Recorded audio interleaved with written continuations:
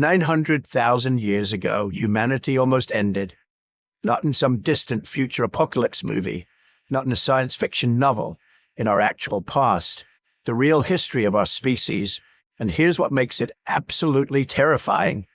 99% of all human ancestors vanished, gone, wiped out. Only 280 breeding individuals survived on the entire planet.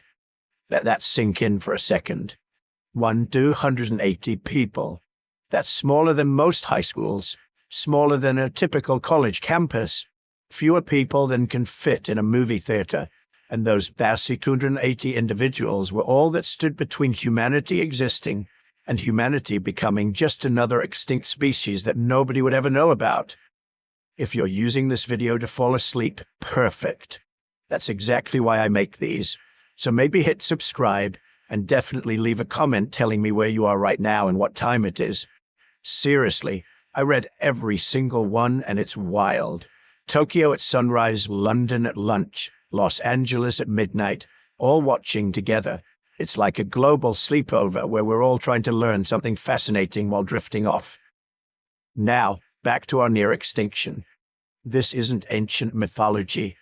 This isn't speculation. This is cutting-edge genetic science that was only discovered in 2023. For the first time in human history, we can prove that our entire species was reduced to a population so small that we should not exist today. Think about the odds. When animal populations drop below a few thousand individuals, they almost never recover. There's this concept in biology called the extinction vortex. Once you're in it, you just spiral down until there's nothing left. Genetic problems multiply. Inbreeding weakens each generation. A single drought, a single disease, a single bad winter can wipe out everyone who's left. Passenger pigeons. There were billions of them in North America, billions. Then humans started hunting them aggressively, and the population crashed. Once they dropped below a certain threshold, they couldn't recover. The last passenger pigeon died in 1914, gone forever. Cheetahs went through something similar about 12,000 years ago. Their population crashed so severely that every cheetah alive today is so genetically similar, they can accept skin grafts from each other without rejection. They're basically all identical twins, and cheetahs are still struggling. They're still endangered. They never really bounce back. But somehow, against every mathematical model, against every biological prediction, our ancestors not only survived, they thrived. Today there are over 8 billion humans on Earth. We've conquered every continent except Antarctica. We've sent robots to Mars. We've split the atom and mapped the human genome. We are the most successful large mammal on the planet, and it almost didn't happen. So what could possibly reduce humanity to just 1,280 individuals? What kind of catastrophe could wipe out 99% of an entire species spread across Africa, possibly parts of Europe and Asia? What was so devastating that it nearly erased humanity before we'd really even begun? Was it a supervolcano that filled the sky with ash and plunged the world into darkness? Was it a climate catastrophe that turned fertile land into barren desert? Was it disease, sweeping through populations faster than anyone could escape? Or was it something else entirely, something we haven't even imagined yet? Tonight, we're going to explore one of the greatest mysteries in human evolution, a mystery that nobody knew existed until a scientist in China started seeing impossible patterns in genetic data. Patterns that suggested our entire understanding of human history was missing a chapter. The most important chapter, the one where we almost didn't make it. We'll follow the genetic detective story of how researchers pieced together evidence from the DNA of thousands of people around the world, tracking mutations backward through time like following breadcrumbs through a dark forest. We'll discover what the world looked like 900,000 years ago, when our ancestors were thriving, spreading across continents, developing new technologies, living lives we can barely imagine. Then we'll witness the collapse, the catastrophic event or series of events that killed off population after population until only a tiny group remained. We'll explore the leading theories, what scientists think happened during those dark years when the fossil record goes almost completely silent and human remains simply disappear from the archaeological record. But the most incredible part of the story isn't the collapse, it's what came after. 117,000 years. That's how long humanity stayed at those critically low numbers. Not 117 years, not 170 years, 117,000 years of hanging on by our fingernails while most other species around us went extinct. How did they survive? Where did they live? What technologies or social structures allowed a population that small to persist for 100 millennia? And what happened to change our fortunes? How did we finally claw our way back from the edge of extinction to become the dominant species on Earth? We'll also explore the unexpected legacy of our brush with extinction, how those 117,000 years of survival fundamentally changed human genetics, how our chromosomes literally fused together during this period, something that happens maybe once in millions of years, how our brains evolved in ways that might never have happened if we'd remained a large, stable population, and we'll discover why this matters today.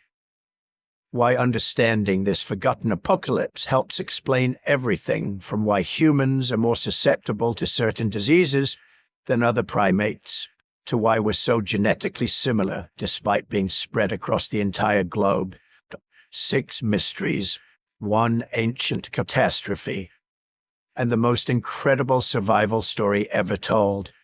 Because every single person alive today, all 8 billion of us, we're all descendants of those 1,280 survivors who refused to give up when giving up was the only logical option. So get comfortable, relax. Let your mind drift back 900,000 years to the day humanity almost ended, and the moment a few tough ancestors decided our story wasn't over yet. The genetic detective story, how scientists discovered our forgotten apocalypse. The discovery didn't come from fossils or ancient ruins. It came from you, from your DNA and the DNA of thousands of people living ordinary lives, completely unaware they were carrying evidence of humanity's closest brush with extinction. In 2023, a team of researchers led by scientists at the Icahn School of Medicine at Mount Sinai published a study that would rewrite human history. They had analyzed the genetic sequences of 354 modern humans from populations all across the globe: African, European, Asian, Indigenous American, Pacific Islander. Every major human population represented. They were using cutting-edge computational genomics to reconstruct our evolutionary past, and what they found in the data shouldn't have been possible. The numbers suggested that around 900,000 years ago, the human population had collapsed to fewer than 2,300 breeding individuals, and that this bottleneck had lasted not for a few generations, not for a few thousand years, but for 117,000 years.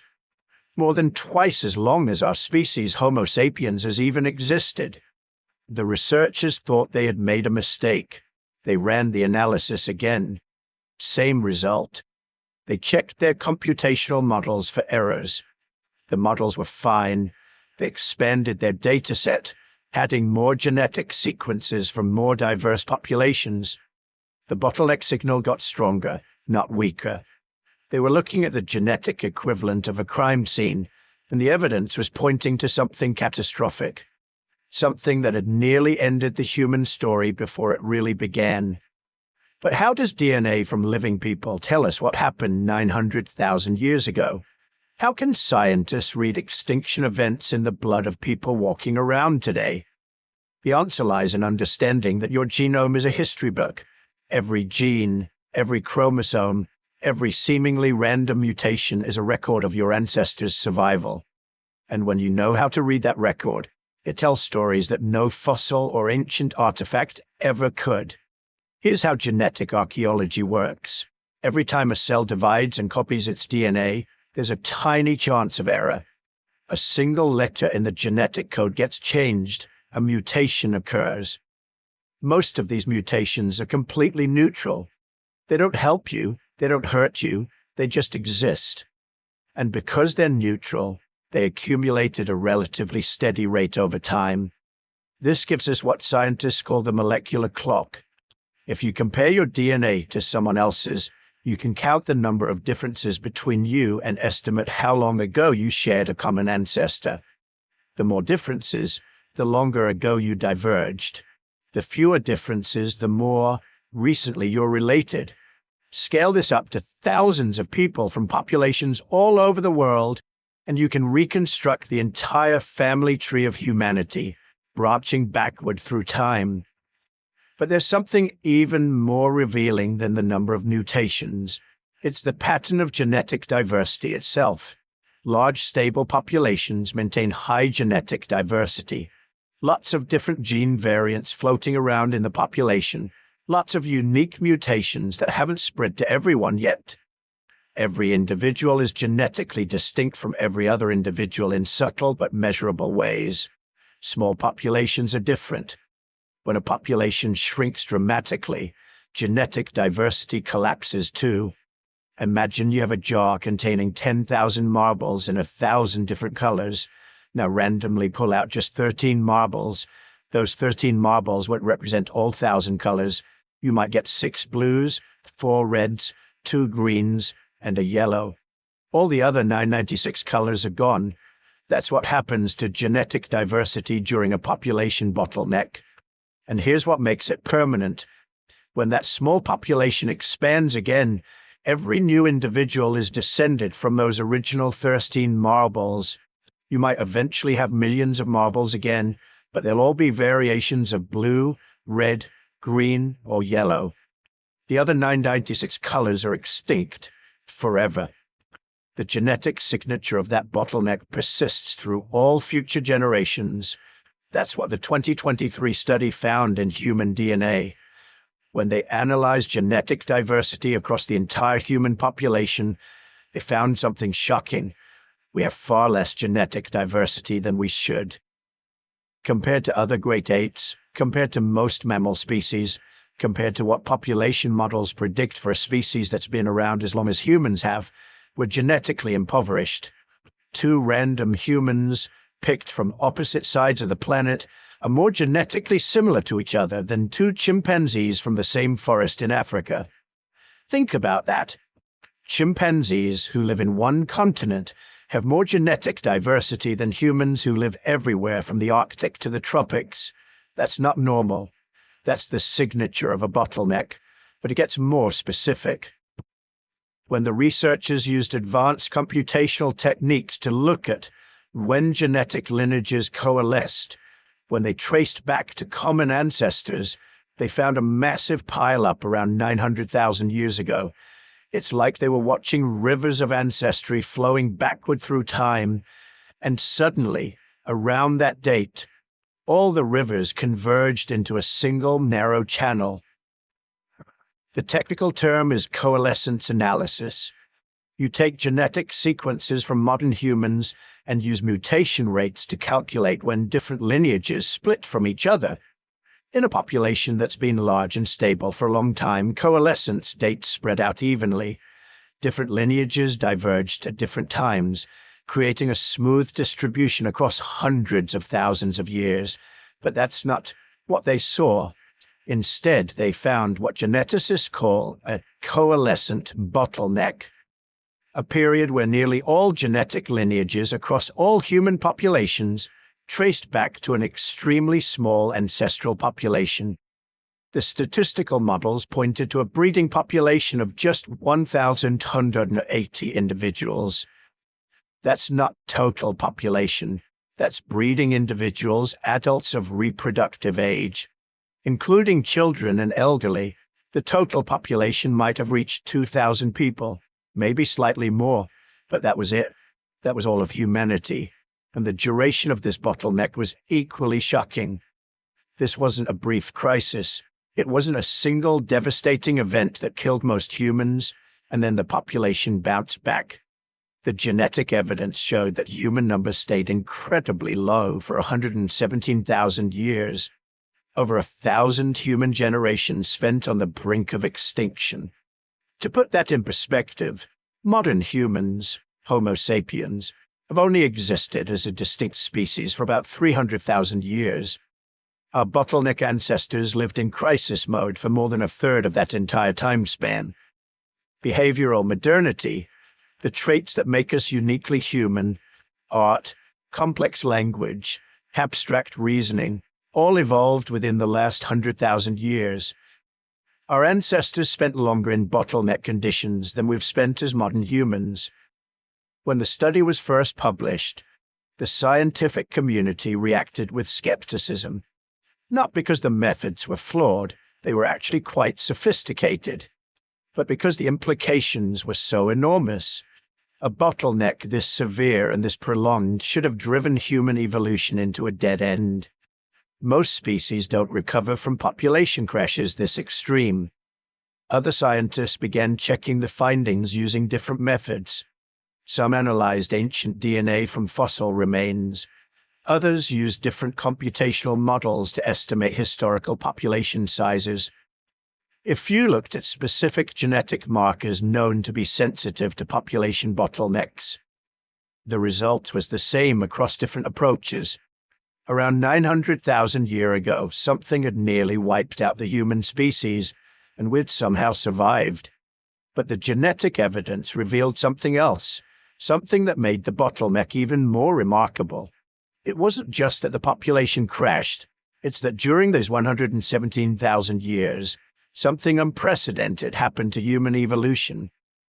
The genetic signatures showed intense natural selection, operating across multiple genes simultaneously. Genes involved in brain development, genes regulating stress response, genes affecting social behavior, all showing evidence of strong selection pressure during the bottleneck period. This is unusual. Most of the time, evolution is gradual, small changes accumulating generation by generation. But during extreme bottlenecks, evolution can accelerate dramatically.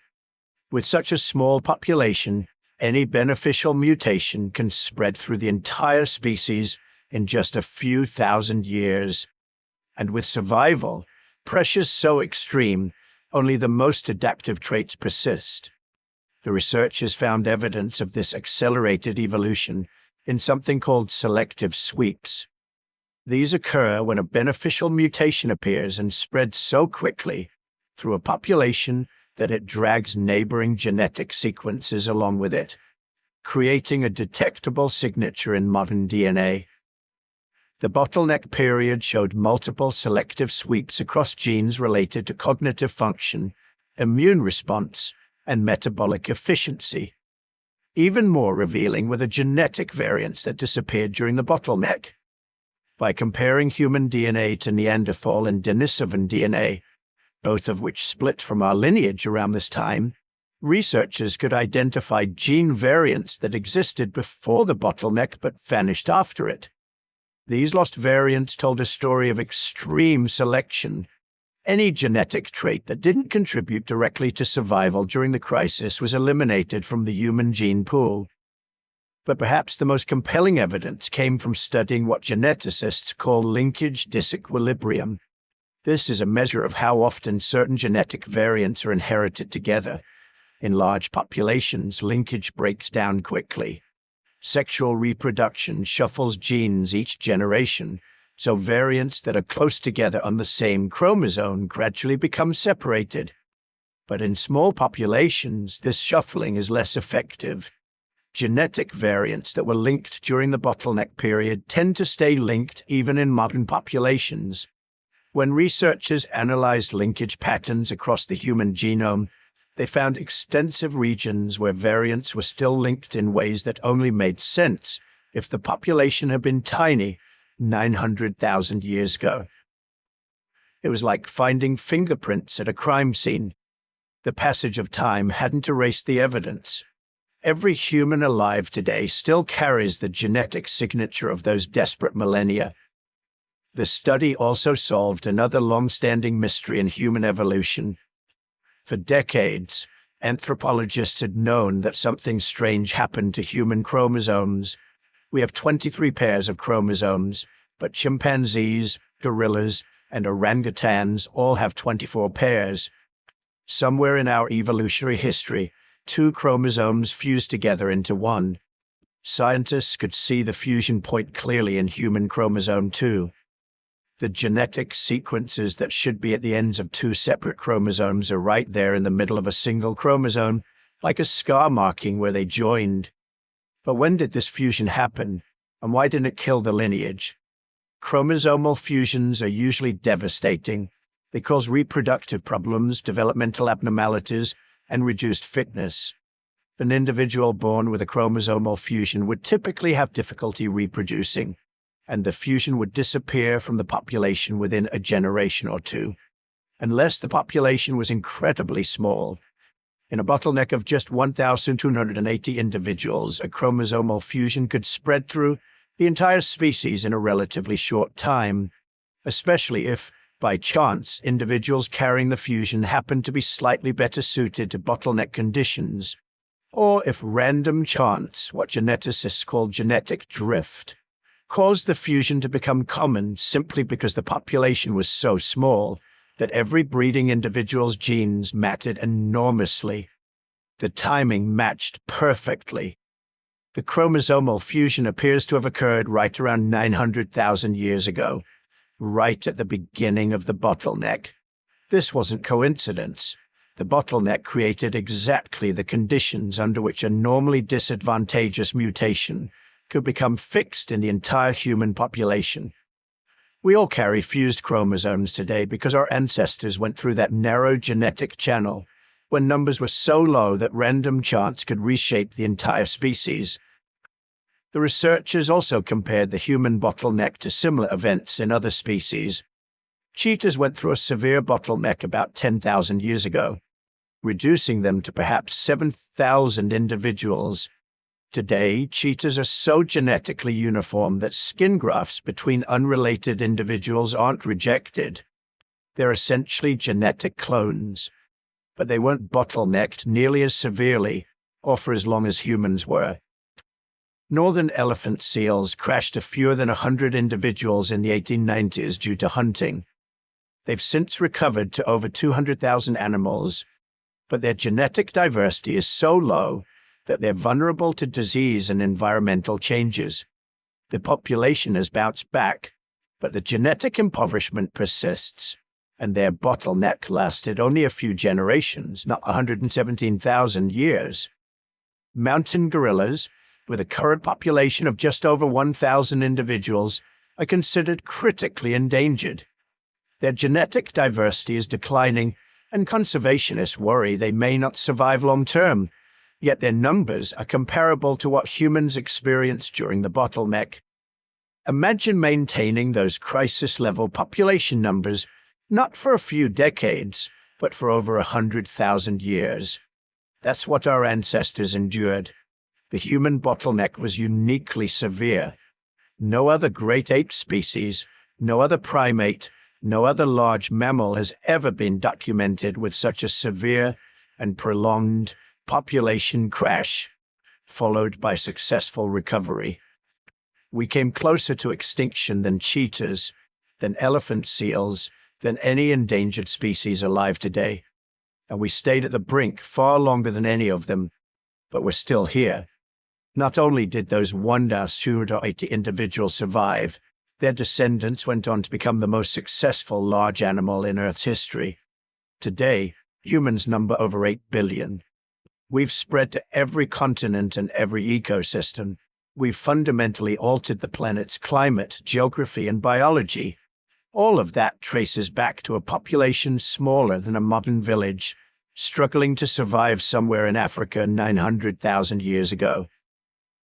The genetic detective story doesn't just tell us we survived. It tells us the survival changed us. Those 117,000 years of intense selection pressure refined human evolution in ways that still affect us today. The cognitive abilities that allowed our ancestors to survive in impossibly harsh conditions became the foundation for everything that makes us human. Complex language, abstract reasoning, technological innovation, sophisticated social cooperation. All of these traits were selected for during the bottleneck period. Every human alive today is a descendant of those survivors. Every person you've ever met, every face you've ever seen, traces their ancestry to that tiny population clinging to existence in Africa. The genetic evidence is unambiguous. We're all bottleneck survivors. Our genes carry the scars and the adaptations of the ancient crisis. And the researchers who discovered this, they're still analyzing the data, still uncovering new implications. Because once you know there was a bottleneck, you can look for specific signatures of selection during that period. You can identify which genes were under the most pressure. You can reconstruct what kind of environmental challenges our ancestors faced. You can even estimate where geographically the bottleneck population survived. The genetic detective story is still being written. New techniques, better computational models, and larger data sets are revealing more details every year. But the basic facts are now established beyond reasonable doubt. Around 900,000 years ago, something catastrophic happened. The human population collapsed to fewer than 1 to 300 breeding individuals, and we stayed at that critically low level for 117,000 years. Long enough that the bottleneck fundamentally reshaped human evolution. Long enough that every human today carries its signature in their DNA. But what caused it? What could possibly drive humanity to the edge of extinction and keep us there for over 100,000 years? That's where the genetic evidence ends and the theories begin. Because DNA can tell us what happened and when it happened, but it can't tell us why. The world before the collapse, our thriving ancestors. Let's go back. Way back. 900,000 years ago, give or take a few thousand years. Before the collapse, before 99% of humanity vanished, before everything changed forever. Picture the world as it was then. Not the world you know. No cities, no farms, no roads or borders or nations. But not empty either. Far from it. Africa, the cradle of humanity, was thriving with human life in a way it wouldn't again for hundreds of thousands of years. The best genetic estimates suggest there were between 98,000 and 100,000 breeding individuals. That's adults capable of having children. Add in kids, teenagers, and elderly members of the group, and you're looking at a total population somewhere around 150,000 to 200,000 human beings. Doesn't sound like much by modern standards. Today, that's a small city. Back then, it represented the most successful our lineage had ever been. These weren't modern humans, not yet. They were our ancestors, populations that anthropologists classify as either late Homo erectus or early Homo heidelbergensis, depending on which fossils you're looking at and which expert you ask. The taxonomy gets fuzzy this far back, but the important thing is they were us, our direct ancestors. Every person alive today descends from them, and they had been winning at the game of survival for a very long time. Homo erectus had been around for nearly 1.5 million years by this point. Think about that. 1.5 million years of continuous survival. Modern humans, Homo sapiens, have only existed for about 300,000 years. We've got a long way to go before we match our ancestors' track record. These early humans had spread across the entire African continent, from the Mediterranean coast in the north to the Cape of Good Hope in the south, from the Atlantic shores in the west to the highlands of Ethiopia in the east. Everywhere you could walk in Africa, there were humans, but they weren't evenly distributed.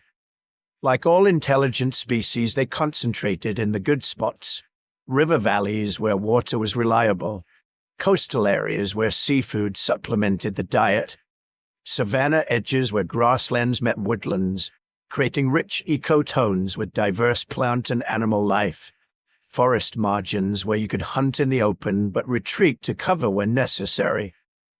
The landscape they inhabited was both familiar and alien compared to modern Africa. Familiar because the basic geography was the same: the Great Rift Valley cutting through East Africa, the vast Sahara to the north, the Congo Basin rainforest in the center, the sprawling savannas of the east and south. But alien because the climate was different. 900,000 years ago, Earth was in the midst of a long period of climate instability. Ice ages came and went. Global temperatures fluctuated wildly over relatively short periods.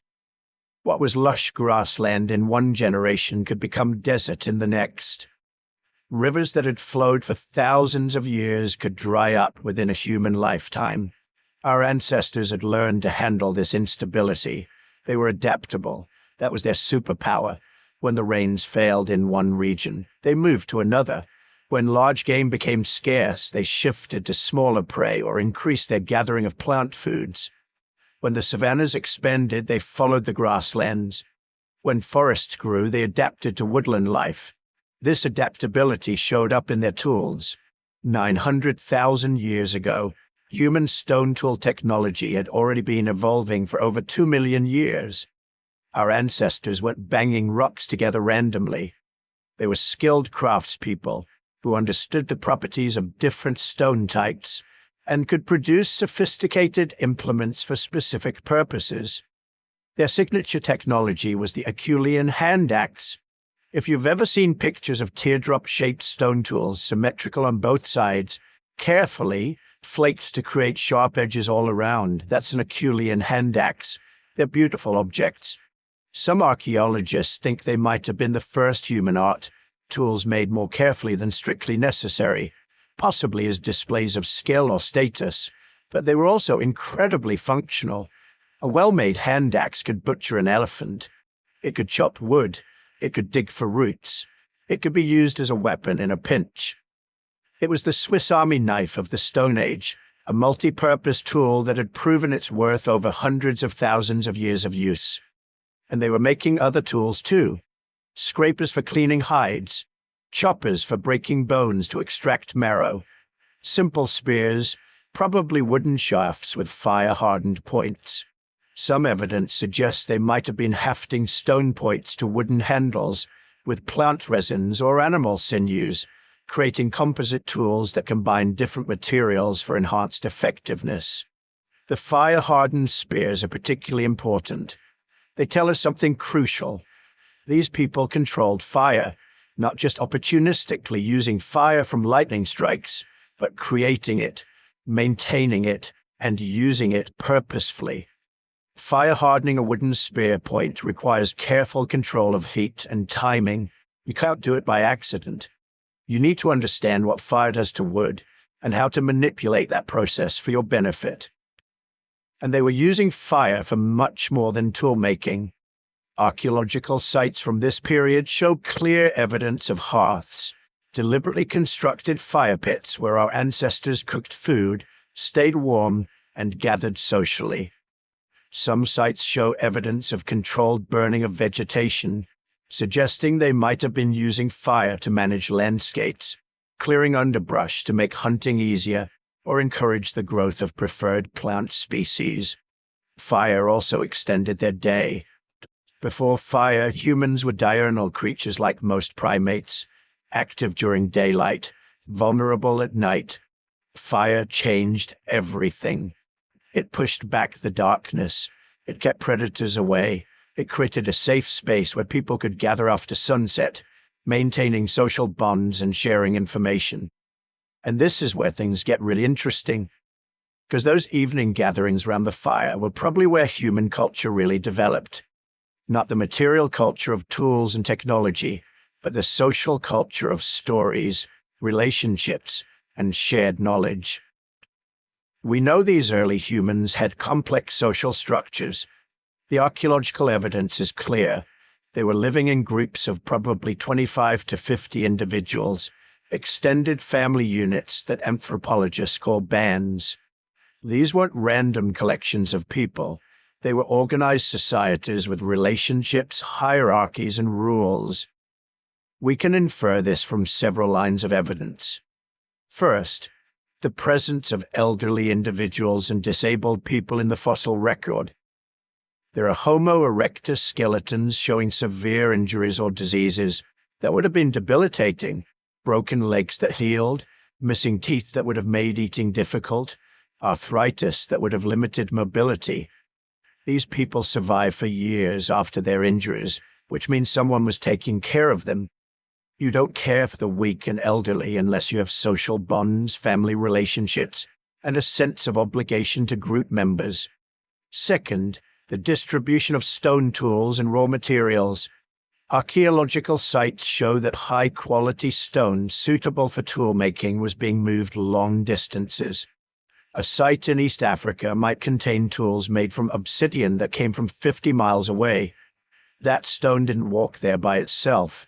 Someone carried it, either through direct travel or through exchange between groups. An exchange implies social relationships beyond the immediate family group. Trade networks, alliances, connections between bands that allowed the movement of goods and probably people. Third, the sophistication of their hunting strategies. Taking down large prey, the elephants and hippos and giant buffalo that roamed Africa 900,000 years ago, requires coordination. You can't do it alone. You need a group working together, communicating clearly, following a plan. Some individuals driving the animal toward an ambush point, others waiting to attack, everyone understanding their role and executing it at the right time. That's organized group behavior. That's culture. And they were almost certainly communicating verbally. Now, we can't know exactly what their language capabilities were. Language doesn't fossilize, but everything about their behavior suggests they could communicate complex information efficiently. Teaching someone to make an Herculean hand axe requires explaining multiple steps in sequence. Coordinating a group hunt requires real-time communication. Maintaining trade relationships with distant groups requires the ability to negotiate and make agreements. Some researchers think they might have had proto-language, simpler than modern speech but more sophisticated than the calls and gestures of other primates. Others think they had full language capabilities essentially identical to our own. The debate continues, but nobody seriously argues they were communicating only through grunts and gestures. They were too successful for that. Their behavior was too complex. There's even tentative evidence for symbolic thinking. A few archaeological sites have produced objects that seem to serve no practical purpose. Stones with interesting natural patterns that were picked up and carried. Shells with holes drilled through them, possibly for use as beads or pendants. Patches of red ochre, an iron-rich mineral that creates a vivid red pigment when ground and mixed with water or fat. Red ochre is particularly intriguing because it shows up at human sites for hundreds of thousands of years. Why were they collecting it? The most common theory is body decoration, paint for skin or hair, maybe for practical purposes like sun protection or insect repellent, but maybe for symbolic purposes, marking individuals by status or achievement, decorating bodies for ceremonies or rituals. We can't know for sure. But the fact that they were doing something non-essential with this material suggests they were thinking beyond immediate survival needs. They might have been creating art too, not the sophisticated cave paintings that would appear much later, but simpler marks and patterns. Some researchers claim to have found deliberately created geometric patterns scratched into rocks or bones from this time period. Others dispute these claims, arguing the marks are natural or accidental.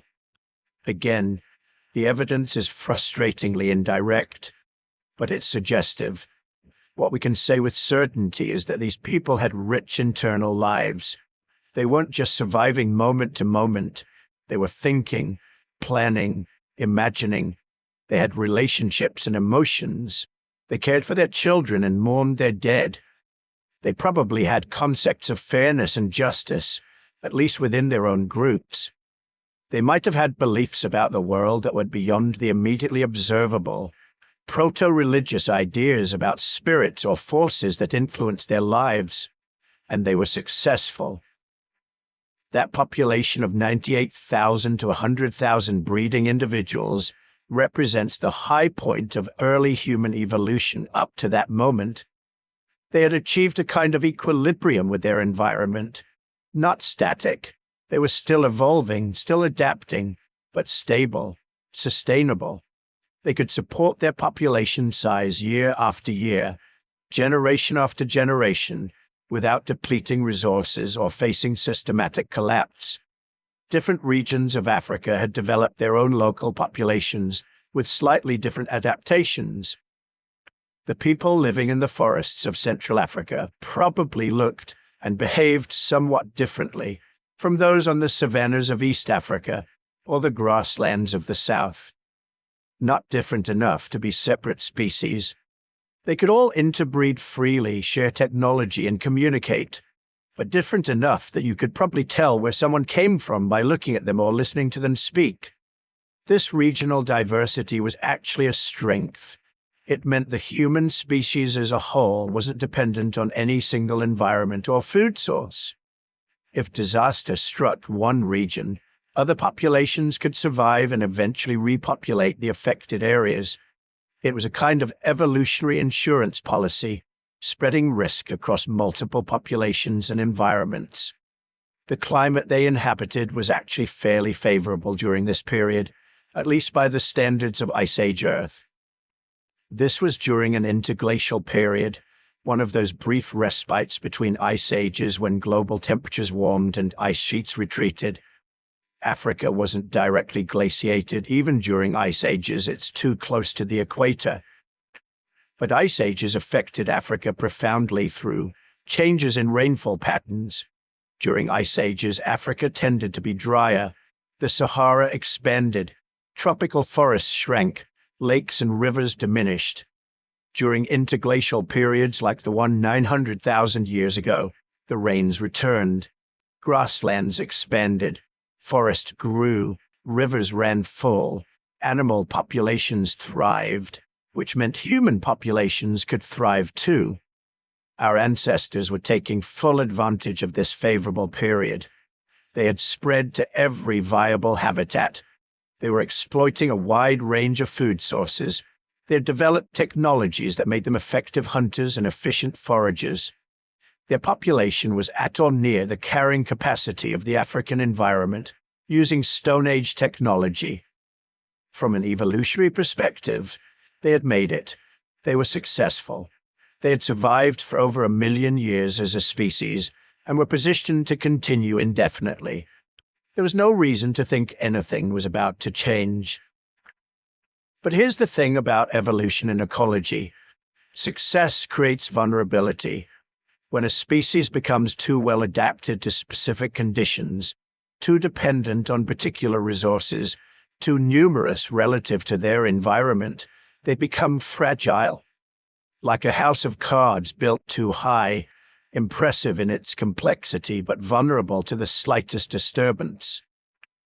These early humans had achieved remarkable success through adaptability, but they were still fundamentally dependent on the African environment, on the plants and animals they hunted and gathered, on the reliable water sources where they camped, on the climate patterns that sustained the ecosystems they exploited, on the relatively stable conditions that had allowed them to expand their population to 100,000 breeding individuals.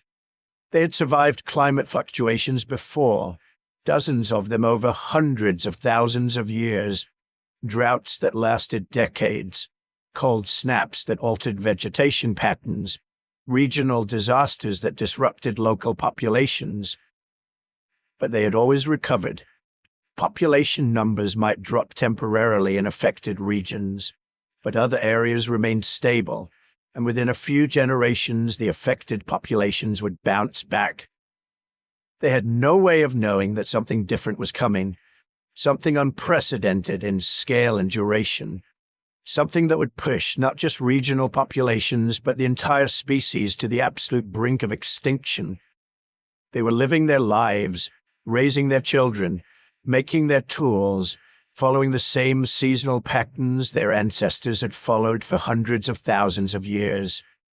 And then the world began to end, not suddenly, not with a single catastrophic event that wiped out populations overnight, but slowly, inexorably, over years and decades and eventually centuries. The climate began to shift in ways it never had before. The rains failed and kept failing. Water sources dried up. Plant communities changed. Animal migrations altered their patterns or stopped entirely. And the human population, which had seemed so successful, so stable, so secure, began to shrink. They didn't know they were entering a bottleneck that would last 117,000 years. They didn't know that 99% of their species was about to disappear.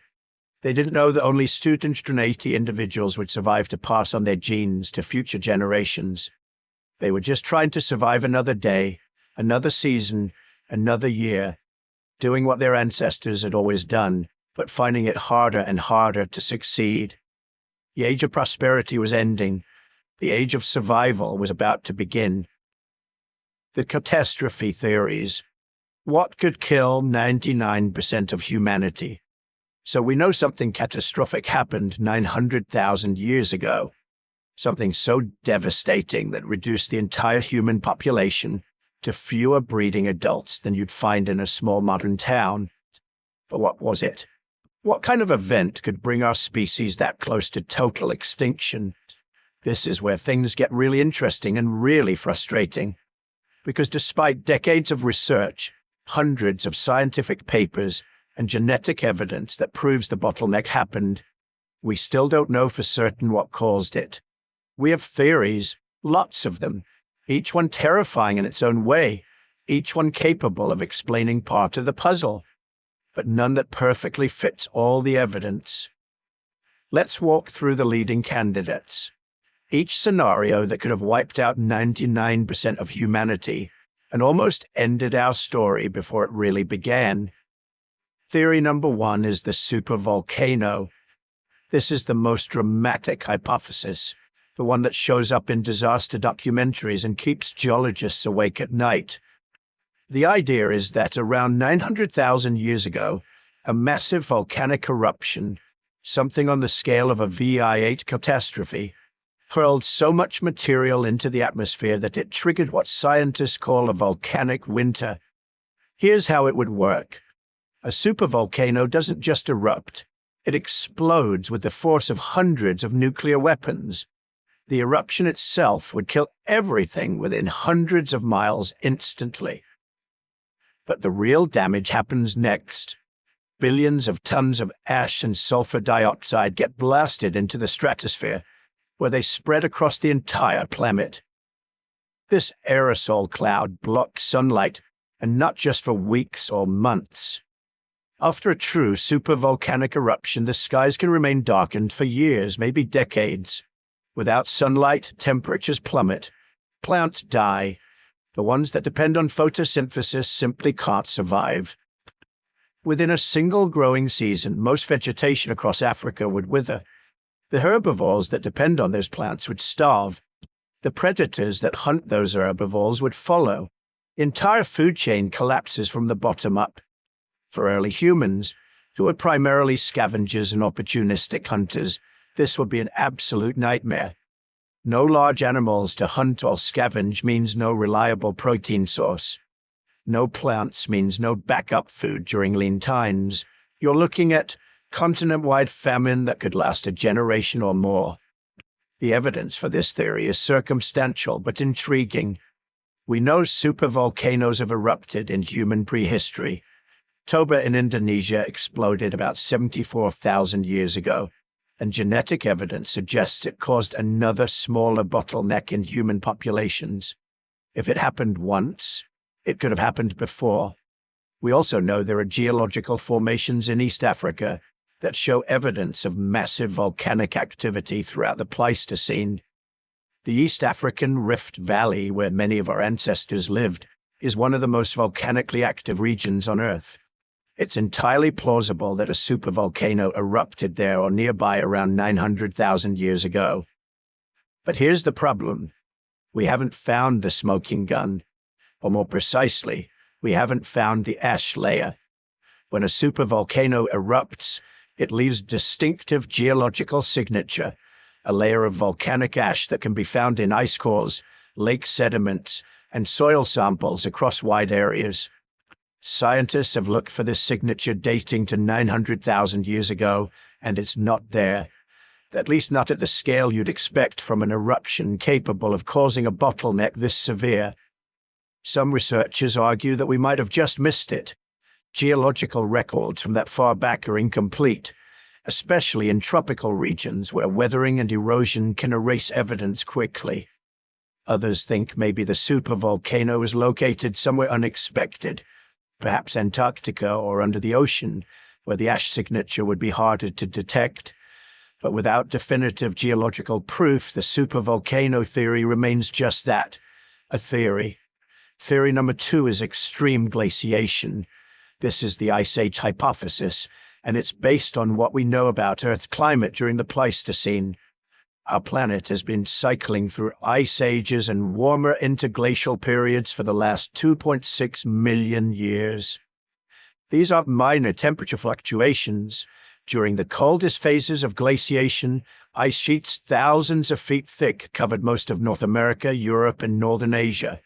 Sea levels dropped by 400 feet. Tropical rainforests shrank to tiny refuges. The world became colder, drier, and far less hospitable to life. Now here's what makes this theory compelling. Around 900,000 years ago, something fundamental changed in Earth's climate patterns. Scientists call it the mid-Pleistocene transition. Before this point, ice ages came and went in cycles lasting about 41,000 years. After the transition, the cycle stretched to roughly 100,000 years, and they became much more extreme. Colder cold periods and warmer warm periods, with rapid swings between them. The transition itself was chaotic. Climate didn't shift smoothly from one pattern to another. Instead, there were centuries of violent oscillations. Temperatures would plunge, stay brutally cold for a few thousand years, then suddenly spike, then crash again. These rapid changes would have been devastating to any species trying to survive. Food sources that your grandparents relied on would disappear. Water sources would dry up or freeze over. The seasonal patterns that guided hunting and gathering would become completely unpredictable. For early humans in Africa, this would have meant watching their environment transform repeatedly over relatively short timescales. Grasslands turning to desert, then back to grassland, then to scrubland. Lakes appearing and vanishing. Animal migrations shifting or stopping entirely. If you've developed survival strategies based on predictable patterns, and those patterns suddenly become chaotic, you're in serious trouble. The evidence for this theory is stronger than the supervolcano hypothesis. We have ice core data showing the mid-Pleistocene transition happened right when the bottleneck occurred.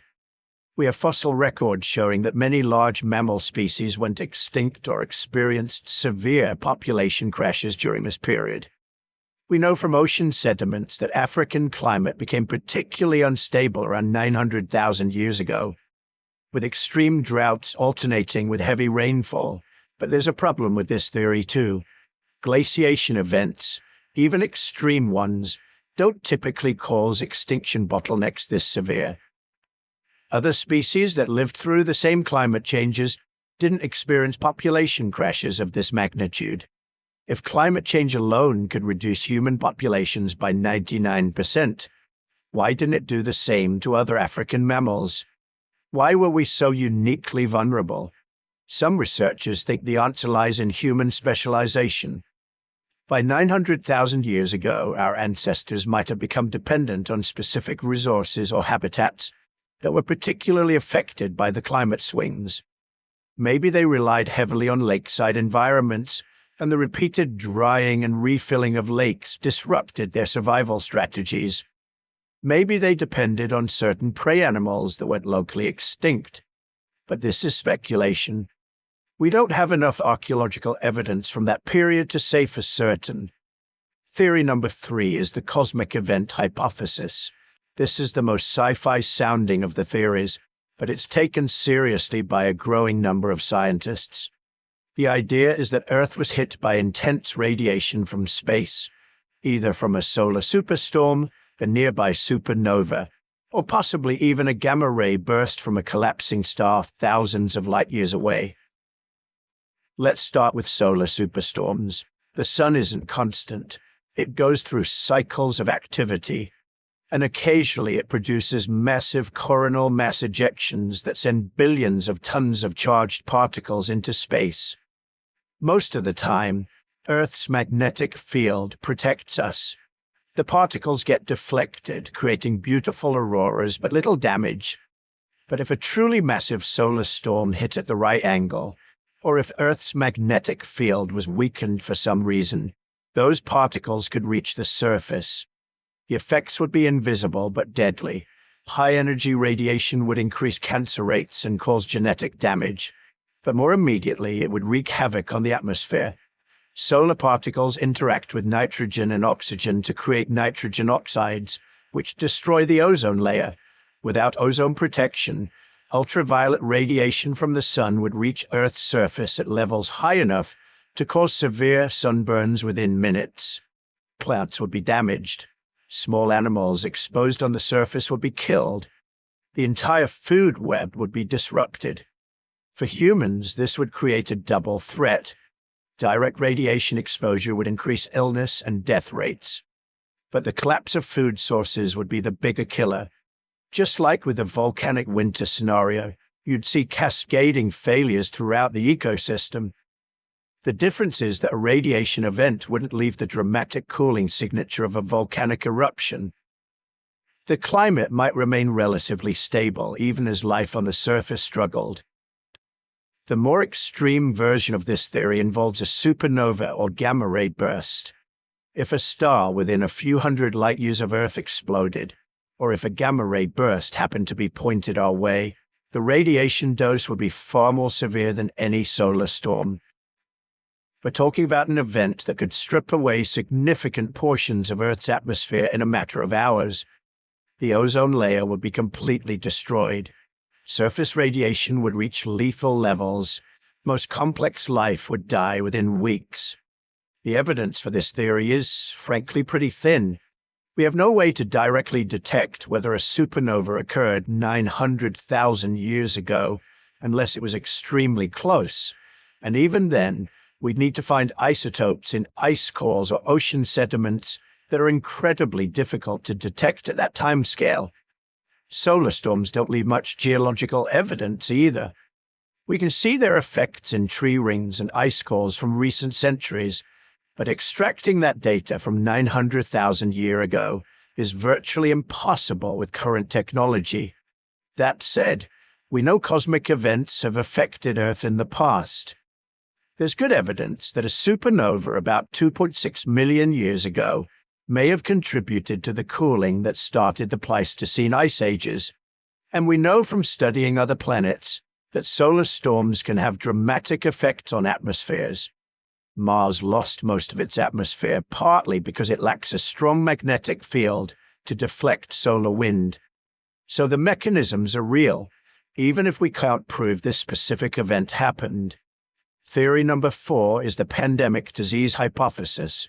This is the biological nightmare scenario. The idea that a pathogen, a virus or bacteria, swept through human populations and killed nearly everyone it infected. Something like the Black Death or smallpox, but even more deadly and occurring long before humans developed any kind of medical knowledge. Here's why this theory is terrifying. Disease outbreaks can be devastatingly effective at reducing populations, especially in small, scattered groups. Modern examples show how quickly epidemics can spread.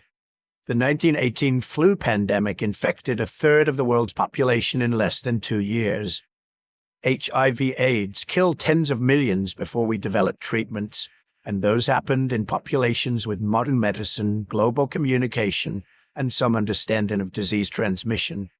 Imagine a similar outbreak hitting small bands of early humans who had no concept of germs or quarantine. An infected individual wouldn't be isolated. They'd be cared for by their family, spreading the disease to everyone in their group. As those family members visited neighboring groups for trade or social interaction, they carry the pathogen with them. Within a single season, a disease could spread across an entire continent. For this to cause the bottleneck we see in the genetic record, the disease would need to be both highly lethal and extremely contagious. It would need to kill 98–99% of those infected, but spread slowly enough that a few scattered populations and isolated refugees could avoid exposure entirely. That's a narrow epidemiological window, but it's not impossible. Some diseases like Ebola have extremely high mortality rates but require close contact to spread. Others, like measles, are incredibly contagious but less deadly. A pathogen that combined both traits could theoretically produce the population crash we're trying to explain. The genetic evidence offers some tantalizing hints. Modern humans show signs of ancient selection on immune system genes, suggesting our ancestors faced severe disease pressure at some point. Some researchers have found evidence of what they call immune system sweeps, periods when natural selection rapidly favored certain immune genes over others. One of these sweeps appears to have occurred around the time of the bottleneck. This suggests that disease was indeed a major factor in who survived and who didn't. But here's the problem with the pandemic theory. Diseases don't fossilize. We have no way to directly detect a pathogen from 900,000 years ago. Even with modern DNA sequencing technology, recovering genetic material from prehistoric microorganisms is incredibly difficult. We've managed to sequence plague bacteria from medieval skeletons and flu viruses from century-old tissue samples. But that's nowhere near the timescales we're dealing with here. The best we can do is look at patterns of genetic selection in modern populations and try to work backwards to infer what diseases might have been present. There's another issue. Most epidemic diseases that affect humans originated from domesticated animals. Measles came from cattle, influenza from pigs and birds, smallpox probably from camels. But 900,000 years ago, humans hadn't domesticated any animals yet. We were still hunter-gatherers. So where would a human-specific epidemic disease come from? It would need to be a pathogen that jumped directly from wild animals to humans, found us to be excellent hosts, and spread rapidly through our populations. Not impossible, but less likely than the zoonotic diseases that have plagued us since the agricultural revolution. Theory number 5 is rapid climate oscillation. This is like the glaciation theory on steroids. The idea is that rather than a single catastrophic event or a slow, grinding climate shift, what killed most of humanity was a series of rapid, violent swings between different climate states. Droughts that lasted decades followed by massive flooding, temperature spikes that turned grasslands into deserts, then sudden cooling that brought the forests back. Changes happening so quickly that no species could fully adapt. This theory is based on what we see in climate records from around the mid-Pleistocene transition. Ice cores and ocean sediments show something scientists call high-frequency variability. That's a technical way of saying the climate was going absolutely crazy. Within a single human lifetime, average temperatures could swing by 10 degrees Celsius. Rainfall patterns could shift from drought to deluge and back again. These weren't gradual changes taking thousands of years. They were rapid shocks happening every few decades. For early humans, this would mean that the survival strategies that worked for your parents might be completely useless by the time you had children. The plants that provided food during one decade might die out in the next. The water sources your group depended on could dry up, forcing constant migration into new territories. The animals you hunted might change their migration patterns or go locally extinct. You couldn't develop specialized survival strategies because the environment wouldn't stay stable long enough for specialization to work. This creates what ecologists call an extinction vortex.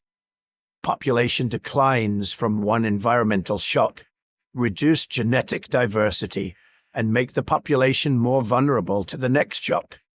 Each successive crisis hits a smaller, weaker population, until finally the numbers get so low that random chance alone could finish them off.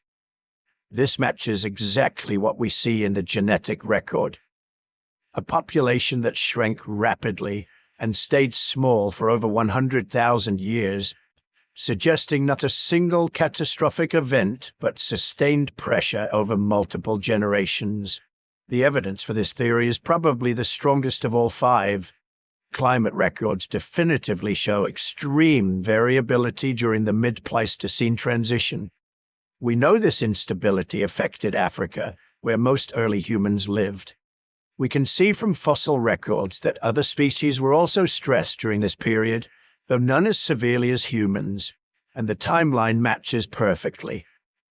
The climate chaos begins right when the bottleneck starts and continues for roughly the same duration. But the climate oscillation theory has its own weakness. It doesn't explain why humans were so much more affected than other species. Sure, climate instability is hard on everyone, but to cause a 99% population crash specifically in humans suggests we were uniquely vulnerable for some reason. Maybe we'd become too specialized, too dependent on particular resources or habitats. Maybe our larger brains and extended childhoods made us less able to adapt quickly to changing conditions. Maybe it was just bad luck that the specific changes that occurred hit the resources we depended on hardest. We can speculate, but we don't know. Here's what's really frustrating and fascinating about all these theories. They're not mutually exclusive. In fact, the most likely explanation is that multiple factors combine to create a perfect storm of extinction pressures. Maybe it started with a mid-Pleistocene transition creating climate chaos. Then a supervolcano erupted, or a solar storm hit, making an already bad situation catastrophic. In the chaos, a disease spread through the weakened, scattered populations, killing most of the survivors. Each individual factor might not have been enough to cause a 99% population crash. All of them together, hitting within a relatively short time period, could absolutely do it. This is what scientists call a compound catastrophe. Multiple independent disasters that happen to cluster together, amplifying each other's effects.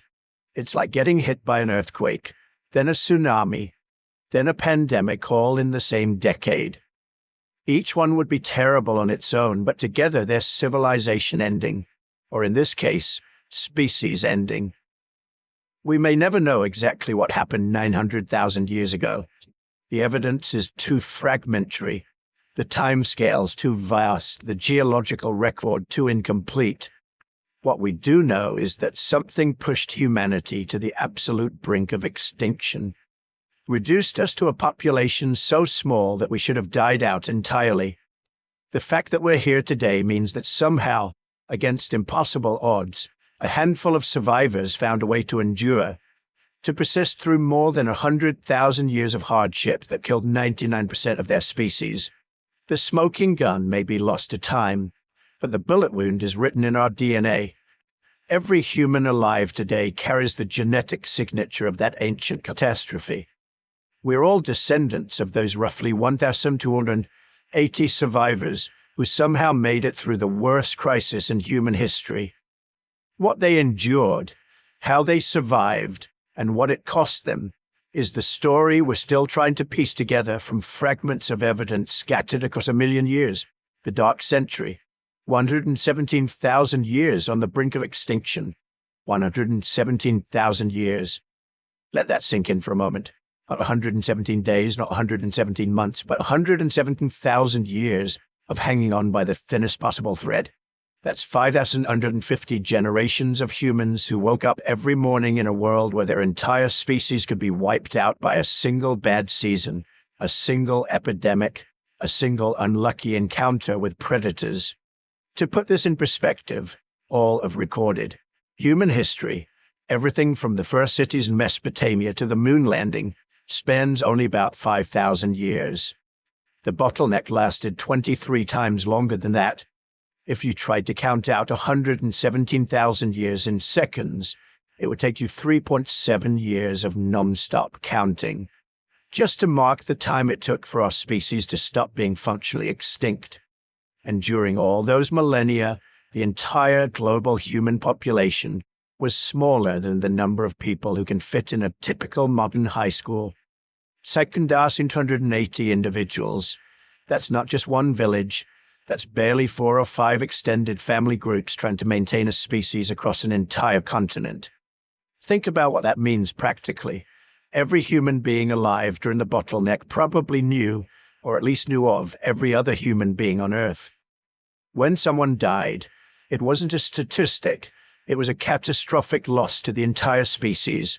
When a child was born, the whole human world celebrated, because that child represented an increase in the total human population of nearly 0.1%. The isolation would have been crushing in ways we can barely imagine. Modern humans are social creatures. We're built for communities of hundreds or thousands. Our brains are wired to maintain complex social networks, to gossip and share information, to learn from diverse role models and teachers. But during the bottleneck, there were no diverse communities. There were a handful of desperate survivors, probably clustered in 2 or 3 isolated refugee zones, each group numbering in the low hundreds at best.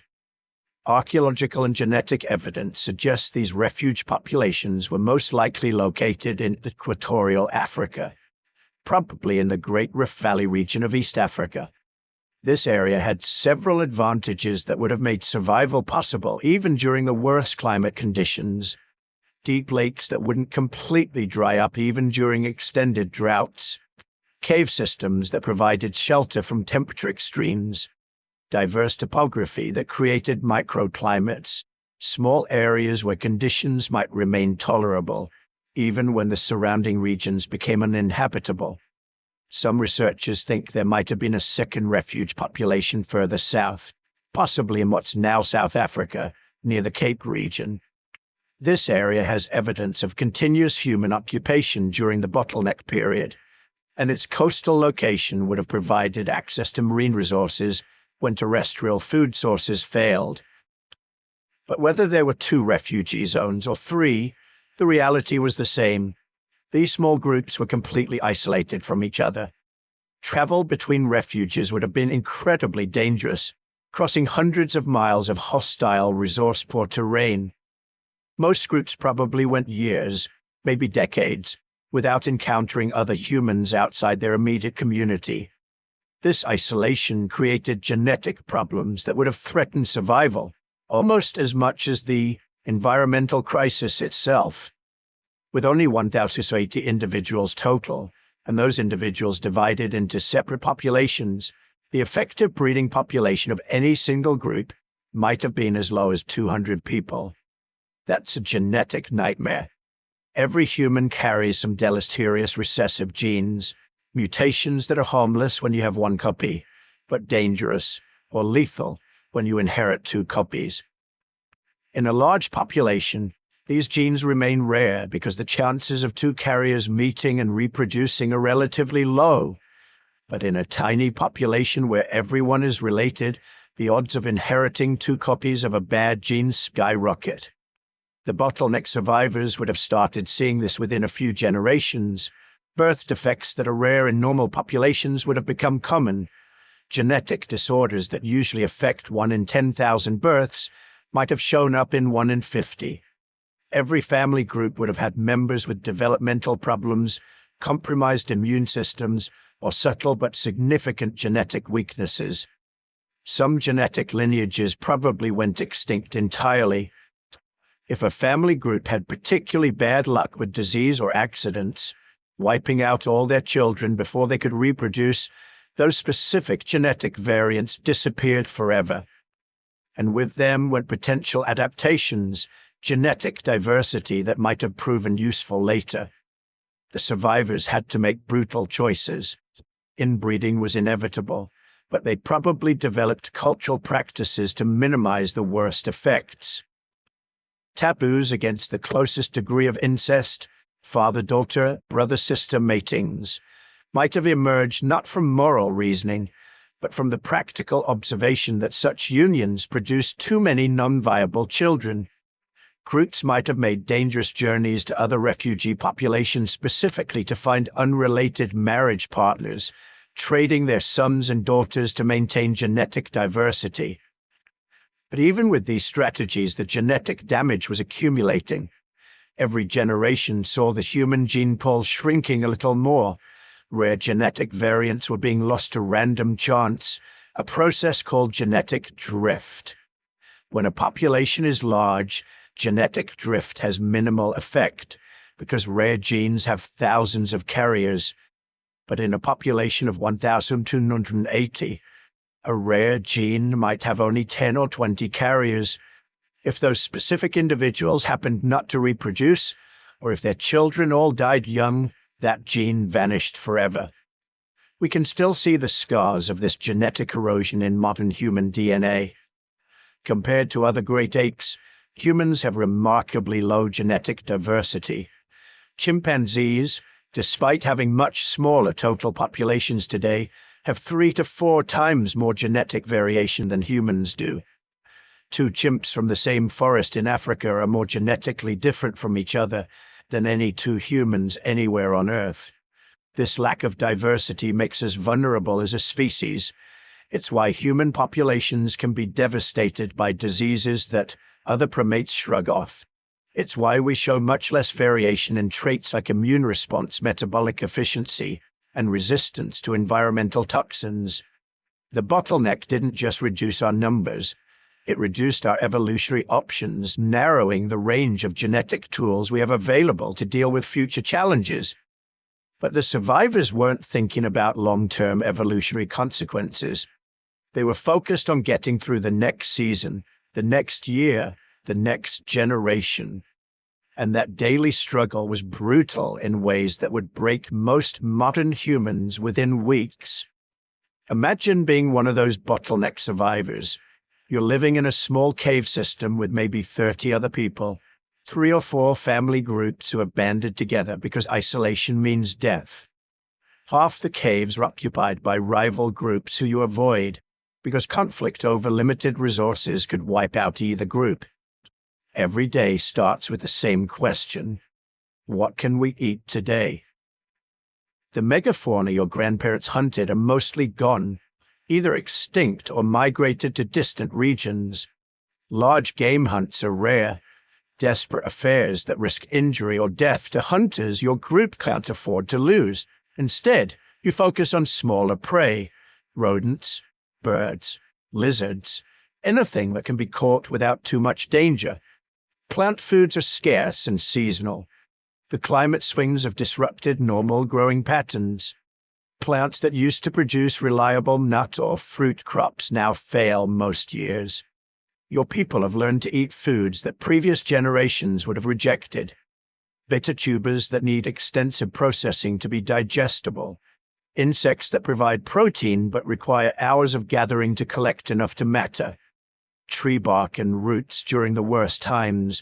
Foods that provide barely enough calories to justify the energy spent gathering them. Water is a constant concern. The lakes and rivers your ancestors relied on are unreliable now. Some years they flow normally, other years they dry up completely, forcing your group to dig desperately in dry riverbeds hoping to find underground seeps. People die of dehydration regularly, especially the elderly and the very young, whose bodies can't handle prolonged water stress. Disease is a constant shadow. With everyone living in close quarters, infections spread rapidly through your small group. The population is too small to maintain most epidemic diseases. Measles, smallpox, diseases that require large populations to persist, don't exist yet. But parasites, bacterial infections, and fungal diseases are everywhere. Contaminated water causes dysentery. Wounds become infected and turn fatal. Respiratory infections in the cold season kill the weak. And because your population is so small, there are no specialists, no experts, no one who can focus entirely on developing medical knowledge or perfecting healing techniques. Everyone has to contribute to basic survival.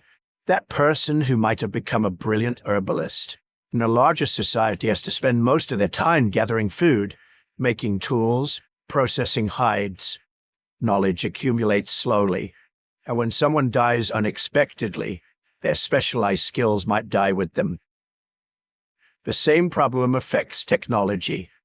Human progress is supposed to build on itself, each generation learning from the previous one and adding improvements. But in a population of around 280, spread across multiple isolated groups, technological knowledge is fragile.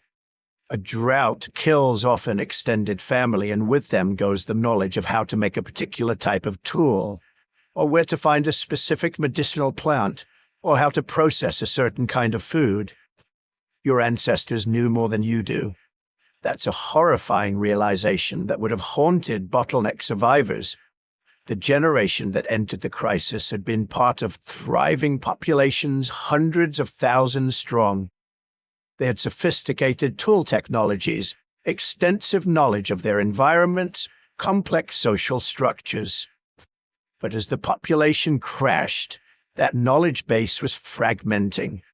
You might have old tools that your grandmother made, beautifully crafted implements that you can't quite reproduce because she died before teaching you all the techniques. You might have story about abundant hunting grounds that no one alive can remember how to reach. You might have vague cultural memories of celebrations and rituals that made sense in larger communities, but seem pointless when your entire human world consists of 40 people, scattered across 3 cave systems. This loss of cultural knowledge made recovery even harder. Even if environmental conditions improved, even if the rains returned and the vegetation recovered, your reduced population couldn't immediately exploit those resources because you'd forgotten how. Previous generations might have known systematic fire drive hunting techniques that required dozens of coordinated hunters. But with only 5 or 6 adult males in your group, those techniques are useless.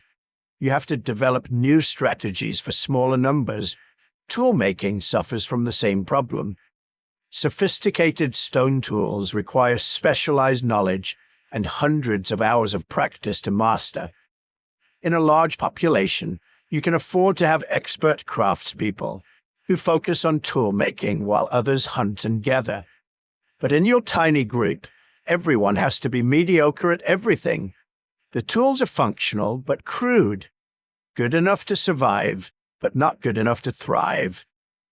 The psychological toll of the bottleneck would have been almost unbearable. These weren't just humans struggling to survive. These were humans who understood at some level that their entire species was failing. They could see that their population was smaller than it used to be. They had stories from grandparents about times when many more people lived in the region. They could find abandoned campsites and cave shelters that showed evidence of previous human occupation, but that now stood empty and silent. Think about going to sleep every night knowing that if your particular family group fails, if a disease sweeps through your cave, if a flash flood catches everyone together, if a large predator ambushes your hunters, humanity might not recover. The weight of that knowledge would have been crushing. Every decision would be potentially species-ending. Should we explore that valley looking for food? Or is the risk of losing hunters too great? Should we fight that rival group for access to the water source? Or will the conflict weaken both groups beyond recovery? Children during the bottleneck grew up in a world of constant loss. Most probably lost siblings to disease or accidents. Many lost parents and had to be raised by aunts, uncles, or distant relatives. The typical family structure we think of as normal, two parents raising multiple children together, was probably uncommon. Extended family groups shared child-rearing responsibilities because no single nuclear family could afford the risk of concentrating all parental investment in one partnership. Childhood would have been brief. By age 7 or 8, children would be contributing meaningfully to food gathering. By their early teens, they'd be fully functioning adults because the group couldn't afford to support non-productive members any longer than absolutely necessary. Education was focused entirely on survival skills, how to find water, how to identify edible plants, how to make fire, how to create basic tools, how to read animal tracks, how to avoid predators. There was no time for the exploratory play that helps develop creativity in modern children. No time for art or music or storytelling beyond the bare minimum needed to pass on essential knowledge. The archaeological record from the bottleneck period shows a striking absence of what archaeologists call symbolic artifacts. No cave paintings, no decorative objects, no evidence of ritual or ceremony. This doesn't mean the people were less intelligent. It means they were too desperate to spend energy on anything that didn't directly contribute to immediate survival. And yet, somehow, they held on.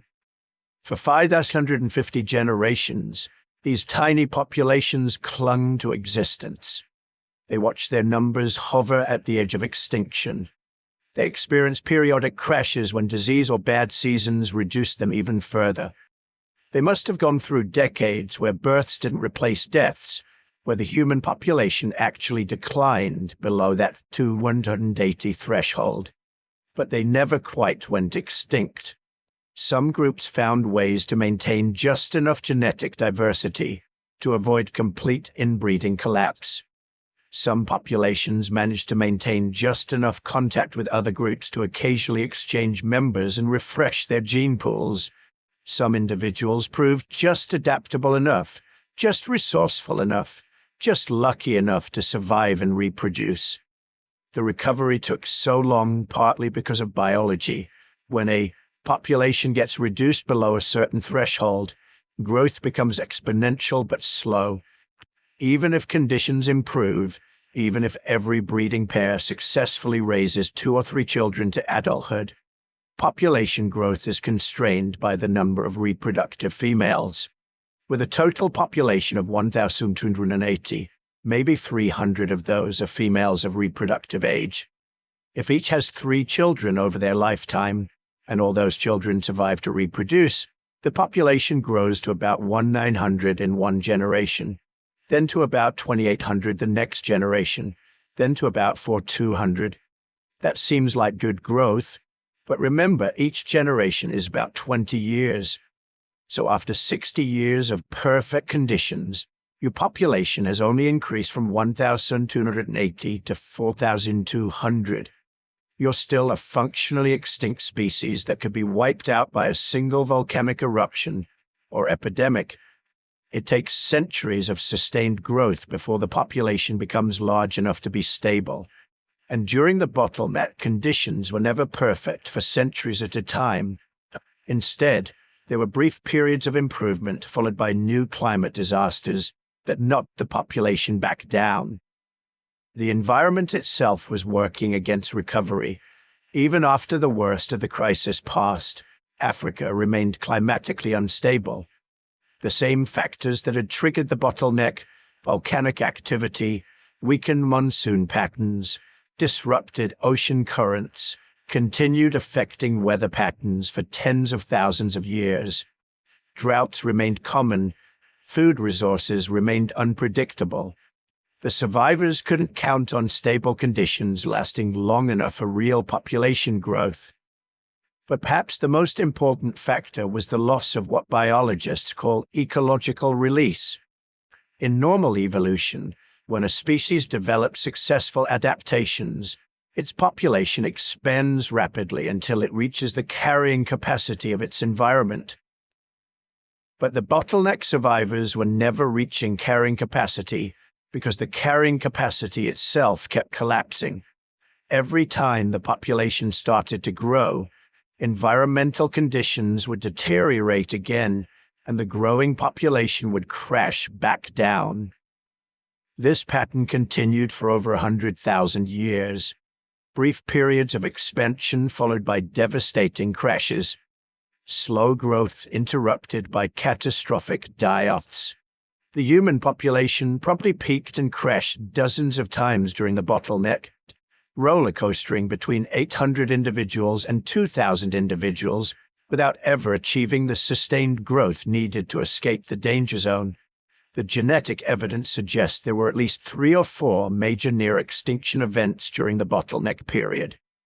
Times when the population dropped so low that modern geneticists can see the signature in our DNA, sudden losses of genetic diversity that mark catastrophic population reductions. Each time, somehow, enough people survived to keep the species alive. But each time, a little more genetic diversity was lost. A few, more rare genetic variants disappeared. The human gene pool grew shallower. And through it all, the survivors endured. They watched their children struggle. They buried family members. They migrated when conditions became intolerable, abandoning traditional territories to search for more livable regions. They adapted their technology, their diet, their social structures, whatever it took to squeeze out a few more years of survival. They didn't have the comfort of knowing their ordeal would eventually end. They couldn't see into the future and know that 117,000 years later, their descendants would number in the billions. From their perspective, this was just life. The constant struggle, the precarious balance, the daily uncertainty that was normal. The old stories about abundant times might have seemed like myths, comfortable lies the elders told to give people hope. But those 550 generations of survivors did something remarkable. They created a genetic filter that would fundamentally shape the future of humanity. Natural selection during the bottleneck favored very specific traits. Intelligence, because survival required constant problem-solving. Social cooperation, because isolated individuals died quickly. Behavioral flexibility, because rigid strategies failed when conditions kept changing. Capacity for innovation, because traditional knowledge kept being lost and had to be redeveloped. The humans who emerged from the bottleneck weren't just survivors. They were the descendants of the most adaptable, most intelligent, most socially capable members of their species, refined by over 100,000 years of the most intense selection pressure humanity has ever experienced. Every person alive today carries genes that survive that filter, genetic variants that were tested in the crucible of near extinction and proved capable of enduring the unendurable. But the immediate legacy was simpler and darker. After 117,000 years of desperate survival, the human species was finally ready to begin recovering. The climate was stabilizing, food sources were becoming more reliable, and the population, battered and reduced, was about to begin the slow climb back from the brink. The dark century was ending. But the species that emerged would be forever marked by the experience of those millennia balanced on the edge of extinction. The recovery, how humanity clawed back from the abyss. Around 813,000 years ago, something changed. The climate that had nearly destroyed humanity began to stabilize. Not suddenly, not dramatically, but gradually, almost imperceptibly at first. The brutal droughts became less frequent. The temperature swings less extreme. The ecosystem, devastated by over 100 millennia of chaos, started to heal. For the survivors scattered across their shrinking refugees in Africa, this shift meant everything. Remember, these weren't large populations we're talking about. The genetic evidence suggests the breeding population had remained at or below 1,280 individuals for 117,000 years. That's roughly the size of a small village spread across an entire continent. Every birth was precious. Every death was catastrophic. The margin for error was essentially zero. But now, for the first time in living memory, in their grandparents' memory, in the memory of ancestors stretching back hundreds of generations, the world was becoming less hostile, and humanity began to respond. The recovery didn't happen overnight. This wasn't a Hollywood moment where the heroes emerged from their bunker to a bright new world. The expansion from near extinction back to sustainable population levels took tens of thousands of years. Slow, grinding, uncertain progress punctuated by setbacks and local extinctions. But the trend was unmistakable. Humanity was clawing its way back from the abyss. The genetic evidence for this recovery is written in our DNA like pages in a history book. When geneticists analyze human genetic diversity, they can see the signature of population expansion beginning around 800 to 13,000 years ago. The pattern is subtle, but clear. New genetic variants start appearing more frequently. The rate of mutation accumulation accelerates. The genetic markers that indicate population bottlenecks begin to fade. Think of it like this. During the bottleneck, the human gene pool was like a library that had lost most of its books. Only the most essential texts remained. Survival manuals that had proven their worth under the most extreme conditions imaginable. But as the population expanded, new books started being written. Mutations, the random changes in DNA that happen in every generation, began accumulating again. Not every mutation was beneficial. Most were neutral, some were harmful. But collectively, they represented something profound. Genetic diversity was returning. This diversity was life insurance for the species. During the bottleneck, humanity had been terrifyingly vulnerable to any new threat. One novel disease, one additional climate shock, one evolutionary dead end, and it could have been over. But with each generation of expansion, with each new mutation that survived and spread, humanity was building resilience. The gene pool was deepening. The options were multiplying. Within a few thousand years, the breeding population had probably doubled, then doubled again. Archaeological evidence from this period is frustratingly sparse. We're talking about finding needles in haystacks that are the size of continents, and nearly 1 million years old. But the sites we do have tell a story of gradual expansion. Stone tool assemblages start appearing in regions where they'd been absent for millennia. Cave sites that show no sign of human occupation during the bottleneck suddenly contain evidence of regular use.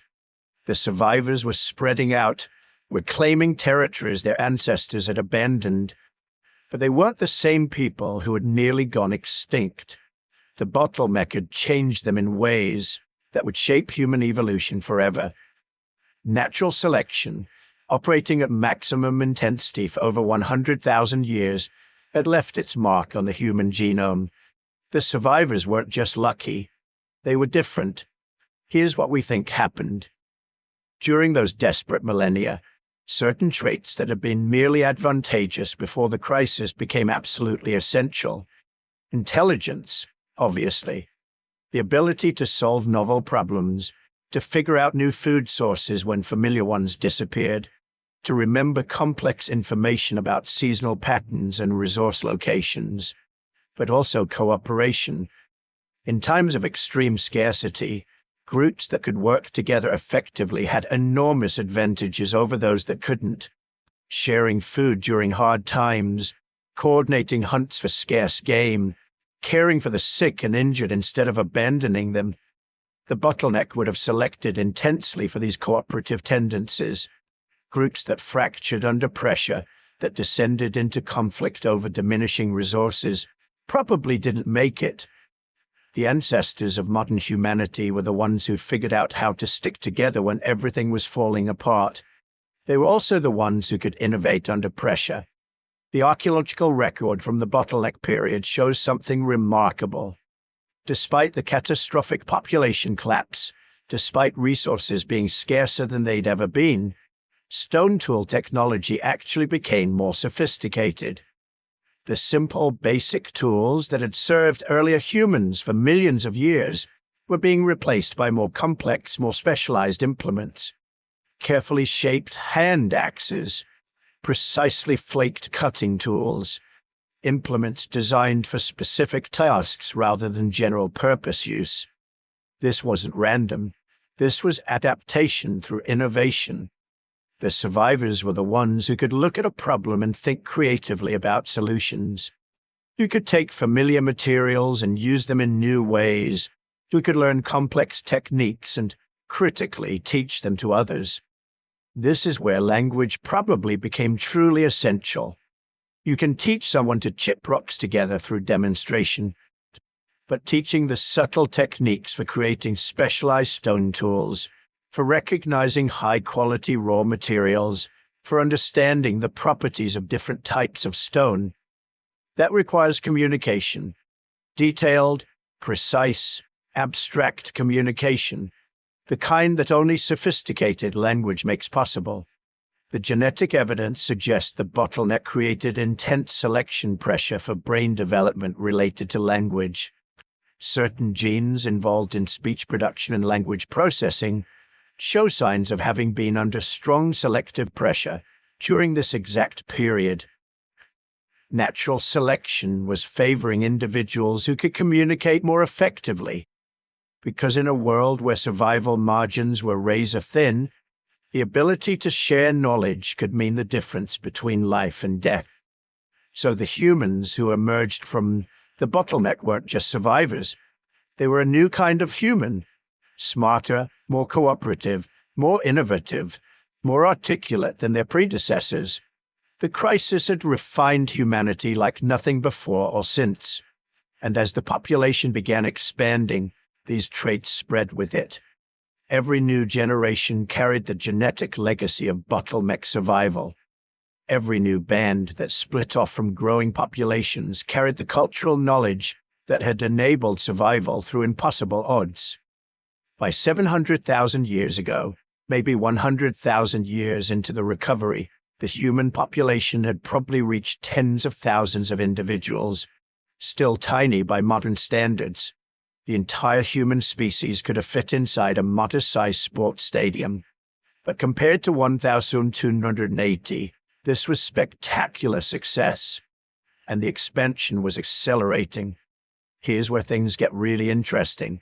As populations grew and spread across Africa, they began encountering environmental diversity that hadn't been accessible during the bottleneck. The survivors had clung to a handful of refuges, probably river valleys and coastal areas where water was reliably available. But their descendants were expanding into grasslands, woodlands, mountains, different climate zones, different ecosystems, different challenges, and different opportunities. This environmental diversity drove what geneticists call the founder effect. Small groups splitting off from the main population and establishing themselves in new territories. Each founder population would carry only a subset of the total genetic variation available in the parent population, and each would face slightly different selection pressures in their new environment. Some groups adapted to hot, dry grasslands, becoming more efficient at water conservation. Others moved into cooler, wetter regions where different survival skills were needed. Some became specialists in hunting large game. Others developed expertise in fishing or gathering plant foods. The result was the beginning of human population structure. Not different species, but distinct populations with their own genetic characteristics, their own cultural traditions, their own adaptive strategies.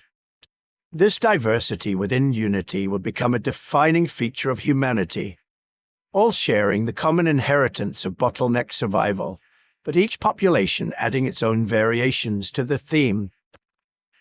The archaeological record from this period shows increasing technological sophistication. The stone tools become more refined, more specialized, more carefully crafted. But more importantly, they start showing regional variation. Tool assemblages from East Africa look different from those in South Africa, which look different from those in North Africa. This isn't just random. It's evidence of distinct cultural traditions emerging, groups developing their own ways of doing things, their own technical knowledge that's passed down through generations. This is the signature of true culture, not just instinctive behavior or individual learning, but socially transmitted knowledge that can accumulate and improve over time. The survivors of the bottleneck had carried culture with them through the crisis. Now their descendants were expanding it, elaborating it, creating new cultural traditions adapted to new environments. Around 600,000 years ago, approximately 300,000 years into the recovery, humanity reached another crucial threshold.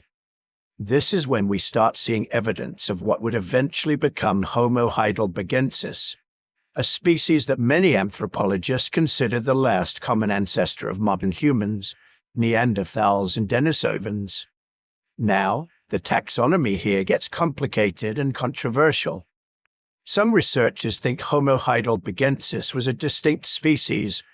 Others think it's just a label we apply to a transitional period in human evolution, when different populations were diverging, but hadn't yet become separate species. But regardless of what we call them, the humans living around 600,000 years ago were notably different from those who had entered the bottleneck. They had larger brains, averaging about 200 cubic centimeters compared to about 900 for early Homo erectus. Their skulls were more rounded, their faces less projecting, their bodies more graceful, less robustly built. And most importantly, they were behaviorally more sophisticated. The archaeological sites from this period show evidence of controlled use of fire, not just opportunistic use of natural fires, but deliberate fire-making and maintenance. This is huge. Fire provides warmth, protection from predators, the ability to cook food, which makes it more digestible and releases more nutrients. Fire extends the day, allowing activity after dark. It creates a social focal point where groups can gather, share food, tell stories. The emergence of systematic fire use suggests these post-bottleneck humans had developed the cognitive abilities and cultural practices necessary to maintain complex technologies across generations. Firemaking isn't easy. It requires specific knowledge, specific materials, specific techniques. You have to learn it from someone who already knows how, and you have to teach it to the next generation. This is cultural transmission at its most essential. We also see evidence of more sophisticated hunting strategies, kill sites with remains of multiple large animals, suggesting coordinated group hunts, butchery marks on bones showing systematic processing of carcasses to extract maximum nutrition, transport of resources over significant distances, indicating planning and delayed gratification. These humans weren't just reacting to immediate circumstances anymore. They were planning ahead, anticipating future needs, organizing complex group activities. They were thinking abstractly about time and causation. But perhaps most remarkable, the genetic evidence suggests this is when human populations began the process that would eventually lead to speciation. Remember, the bottleneck had created a genetically uniform population. All the survivors were closely related, all carrying virtually identical DNA. But as populations expanded and spread across Africa, then eventually beyond Africa, they began accumulating genetic differences. Groups in different regions faced different selection pressures. A mutation that was advantageous in one environment might be neutral or even harmful in another. Over time, these differences accumulated, not enough to create separate species yet. That would take hundreds of thousands of years more. but enough to create population structure, genetic variation, the raw material from which new species could eventually emerge. By 500,000 years ago, human populations probably numbered in the hundreds of thousands across Africa. The recovery from near extinction was essentially complete. Humanity had climbed back from the precipice and was thriving again. But the shadow of the bottleneck remained. Human genetic diversity, even after 500,000 years of population expansion, was still lower than it had been before the crisis. That lost diversity could never be fully recovered. Every human alive today, all 8 billion of us, carry less genetic variation than a single troop of chimpanzees. That's the permanent mark the bottleneck left on our species. But if the bottleneck took something away, it also gave something back.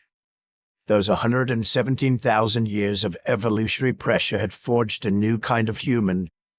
More intelligent, more cooperative, more innovative, more communicative than any human that had come before. The price was nearly extinction. The reward was the traits that would eventually allow humanity to dominate the planet. Around 400,000 years ago, human populations began expanding beyond Africa for the first time since the bottleneck. Small groups crossing into the Middle East, then Europe and Asia. These early migrations would seed the populations that would eventually become Neanderthals in Europe and Denisovans in Asia. But the main African population remained, continuing to evolve along its own trajectory. These were the ancestors of Homo sapiens, us, the descendants of bottleneck survivors who had stayed in Africa, adapting to the diverse and challenging environments of the continent where humanity was born. Over the next several 100,000 years, this African population continued developing the traits that would define modern humans. The archaeological record shows steadily increasing sophistication. Stone tools become lighter, sharper, more efficient. Sites show evidence of organized living spaces, areas designated for tool making, food processing, sleeping, hearths for cooking and warmth. By 300,000 years ago, we start seeing the earliest fossils that look recognizably modern. High, rounded skulls. Faces that sit flat beneath the skull rather than projecting forward. Gracile bone structure. These are the earliest Homo sapiens, and they're found exclusively in Africa. For the next 250,000 years, modern humans remained in Africa, continuing to evolve, continuing to innovate. The archaeological record from this period shows the emergence of increasingly sophisticated behaviors. The first definite evidence of art, ochre crayons used for drawing, carefully crafted bone tools, shell beads used as personal ornaments, systematic use of pigments, evidence of trade networks moving materials hundreds of miles. These weren't just surviving anymore. They were creating culture, developing identity, expressing themselves symbolically. Then, around 60,000 years ago, something changed. A small group of modern humans left Africa, crossing into the Middle East. This wasn't the first time humans had left Africa. Remember, Neanderthal and Denisovan ancestors had left hundreds of thousands of years earlier. But this exodus was different. These modern humans carried with them the full package of behavioral sophistication that had been developing in Africa for 300,000 years. And they had the demographic and technological advantages to spread rapidly. Within 40,000 years, modern humans had reached every corner of the globe except Antarctica. They displaced or absorbed the Neanderthals in Europe. They interbred with Denisovans in Asia. They crossed seas to reach Australia. They walked across the Bering Land Bridge into the Americas. And everywhere they went, they brought with them the genetic legacy of the bottleneck. Every person alive today is a direct descendant of those 1,280 survivors who clung to existence 900,000 years ago. We carry their genes. We inherit the traits that natural selection refined during those desperate millennia. The intelligence, the creativity, the capacity for cooperation, the linguistic abilities, all of it forged in the crucible of near extinction. The recovery from the bottleneck wasn't just about population numbers returning to pre-crisis levels. It was about humanity emerging from the experience fundamentally transformed, stronger, smarter, more resilient. The crisis had nearly destroyed us. But what didn't kill us made us unlike any species that had ever existed. We had clawed our way back from the abyss, and in doing so, we'd become something new, something unprecedented, something that would, for better or worse, reshape the entire planet. The age of human dominance didn't begin with agriculture or cities or civilization. It began 813,000 years ago, when a handful of survivors in Africa looked at a world that had tried to kill them and decided they weren't done yet. Everything that came after, every human achievement, every civilization, every technological breakthrough traces back to that moment, when humanity, reduced to its absolute minimum, chose to fight for survival, and won. Legacy of the bottleneck, how ancient catastrophe shaped modern humanity. So here we are, 900,000 years after the greatest catastrophe in human history. 7 billion people spread across every corner of the planet. Dominant species of Earth, masters of our environment. It's easy to look around at modern humanity and think we're invincible, that we've somehow transcended the natural laws that govern other species.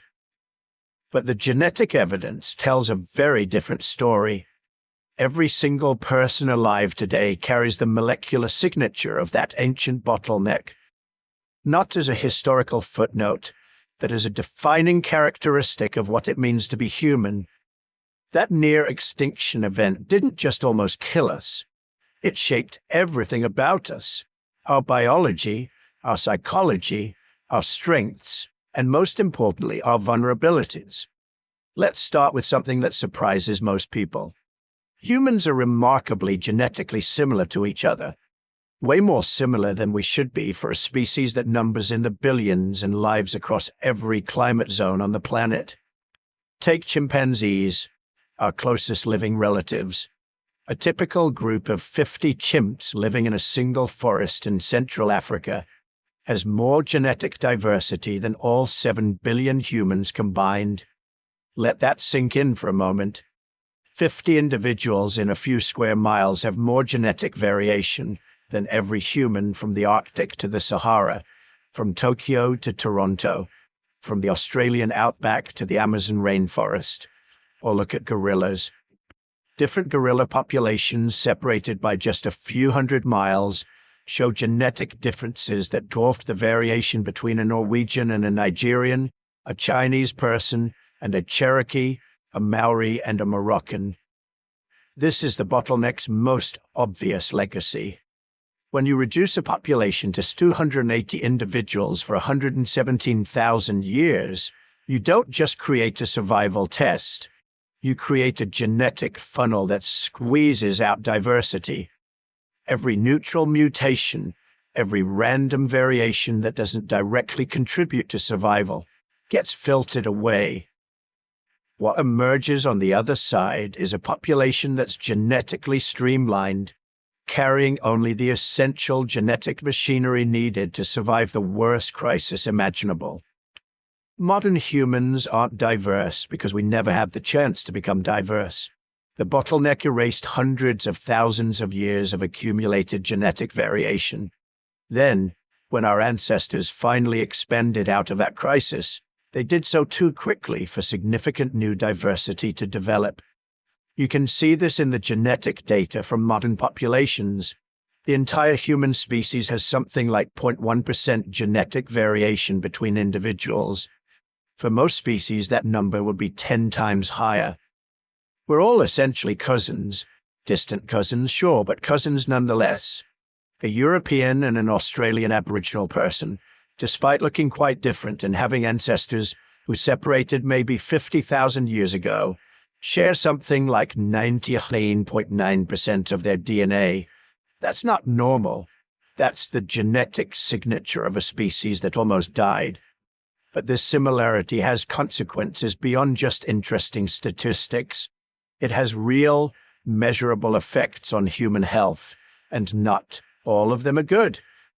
When a population crashes to a few thousand individuals, genetic diseases that were rare become common.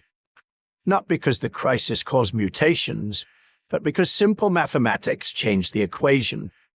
In a large, diverse population, harmful genetic variants get diluted. If you carry a gene that causes problems, it doesn't spread widely because it's just one variant among millions. But in a tiny population, every genetic variant becomes proportionally more important. Some of the genetic diseases that plague modern humans probably reached high frequencies during the bottleneck. Sickle cell disease, cystic fibrosis, Tay-Sachs disease. These aren't new mutations.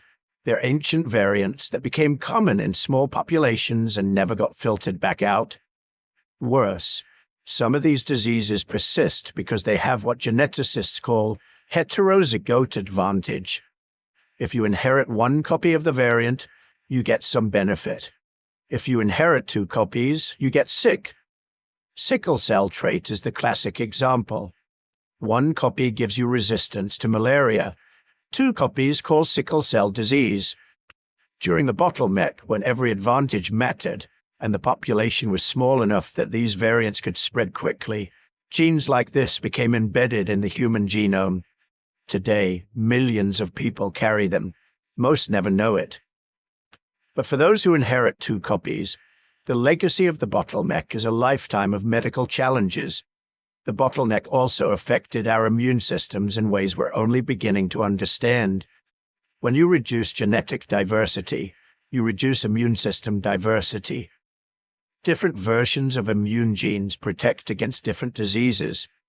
In a diverse population, almost any pathogen will encounter some individuals whose immune systems can fight it effectively. But in a genetically similar population, a single disease can potentially affect everyone the same way. This is why modern humans are vulnerable to pandemics. When a new virus emerges, like the flu or COVID-19, it can spread through our species with devastating efficiency. We don't have the genetic diversity that would ensure some of us are naturally resistant. The bottleneck took that away. Some researchers think this vulnerability is even more extreme than we realize. There's evidence that humans went through not just one bottleneck 900,000 years ago, but several smaller ones since then. Each time, genetic diversity decreased a little more.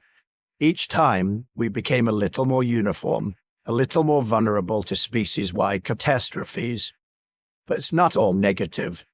The bottleneck also gave us some remarkable advantages. Remember, those 117,000 years were the ultimate selection event. Every individual who survived carried genes that were tested in the most extreme conditions imaginable. Genes for intelligence, cooperation, adaptability, resilience. These weren't just advantageous. They were essential. You literally couldn't survive without them. Modern humans inherited this tested, refined genetic toolkit. We're the descendants of survivors, and that legacy shows up in unexpected ways. Humans are remarkably resilient compared to most species. We can survive in environments from the Arctic to the Sahara. We can adapt to radically different diets. We can recover from injuries that would kill most mammals our size. We can go weeks without food, days without water, and still maintain cognitive function well enough to solve complex problems. This isn't random. This is the bottleneck's legacy. Natural selection refined our ancestors' survival machinery so thoroughly that modern humans are essentially indestructible by mammalian standards. Not individually, obviously, we're still fragile in plenty of ways, but as a species we're incredibly hard to kill. Look at what humans have survived since the bottleneck. Ice ages, droughts, floods, volcanic eruptions, asteroid impacts, plagues that killed a third of entire continents. Every time our species bounced back, often faster and stronger than before. That's not luck. That's genetic programming. The bottleneck selected for populations that could recover from disaster. Individuals whose psychology wouldn't break under impossible pressure. Social structures that could maintain cooperation even when resources were scarce. Reproductive strategies that could rapidly rebuild populations after catastrophic losses.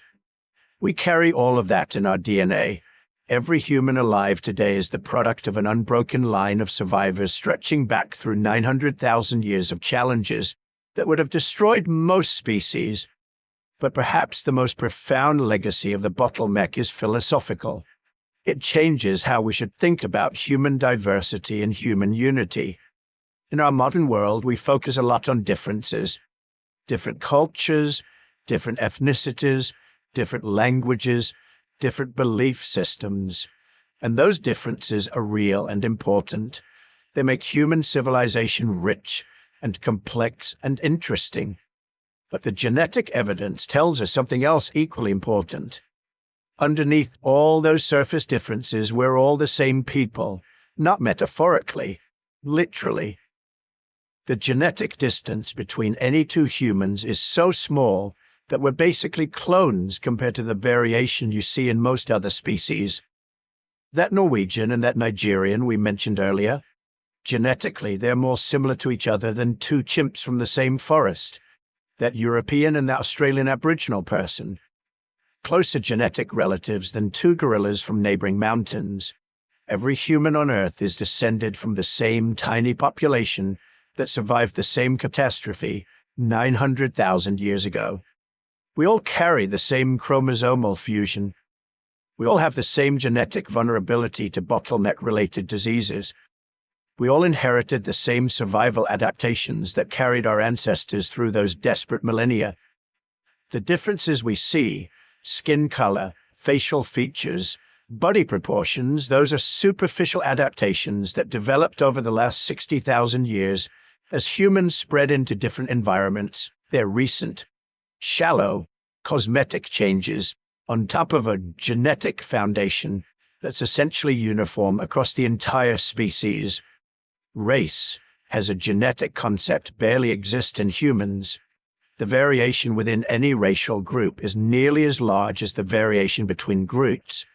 You can't predict someone's genetics from their appearance with any real accuracy because the differences we can see don't correlate well with deeper genetic variation.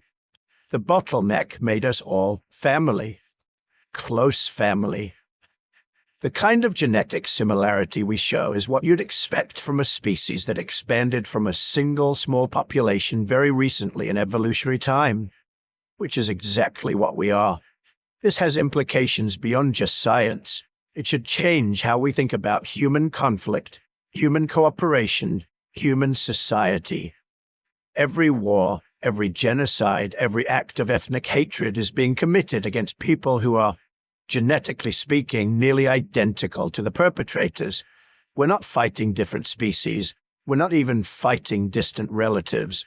We're fighting our cousins over differences that are, from a genetic standpoint, almost meaningless. The bottleneck should have taught us that we're all in this together, because we almost weren't here at all. But it's not just ancient history. The bottleneck also warns us about modern vulnerabilities. The same lack of genetic diversity that makes us all family also makes us all vulnerable to the same threats. A supervirus that could infect one human could potentially infect all humans, because we don't have the immune diversity that would protect some percentage of the population. A global climate catastrophe would affect all human populations because we don't have the genetic variation that would let some groups tolerate extreme conditions better than others. We're playing a dangerous game with our environment and our technology.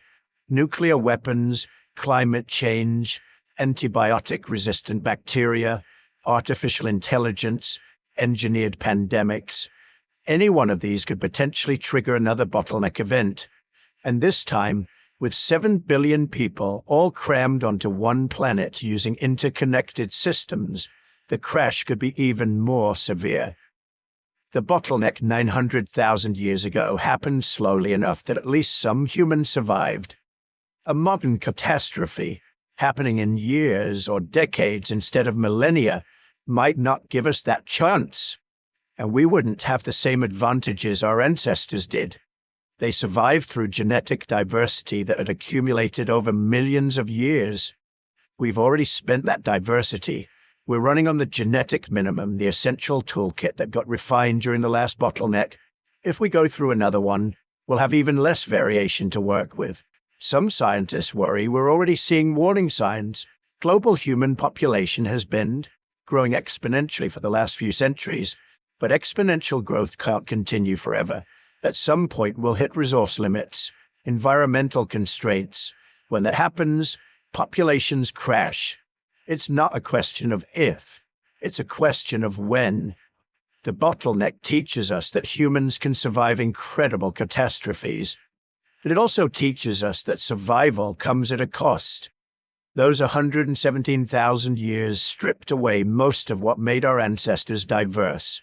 Another bottleneck would strip away more. Keep doing that, and eventually you end up with a species so genetically uniform that a single disease, a single environmental change, a single unforeseen challenge could end everything. We're not invincible. We're survivors. There's a difference. But the story of the bottleneck also gives us hope, because if our ancestors could survive the worst crisis in human history with nothing but stone tools and animal skins, we can survive the challenges facing us now. We have all their genetic resilience plus 900,000 years of accumulated knowledge. We have technology, medicine, global communication networks, the ability to predict and prepare for disasters in ways they never could. The question is whether we'll use those advantages wisely. And the mystery isn't over. Every year, new genetic discoveries are revealing more about the bottleneck and its effects on modern humans.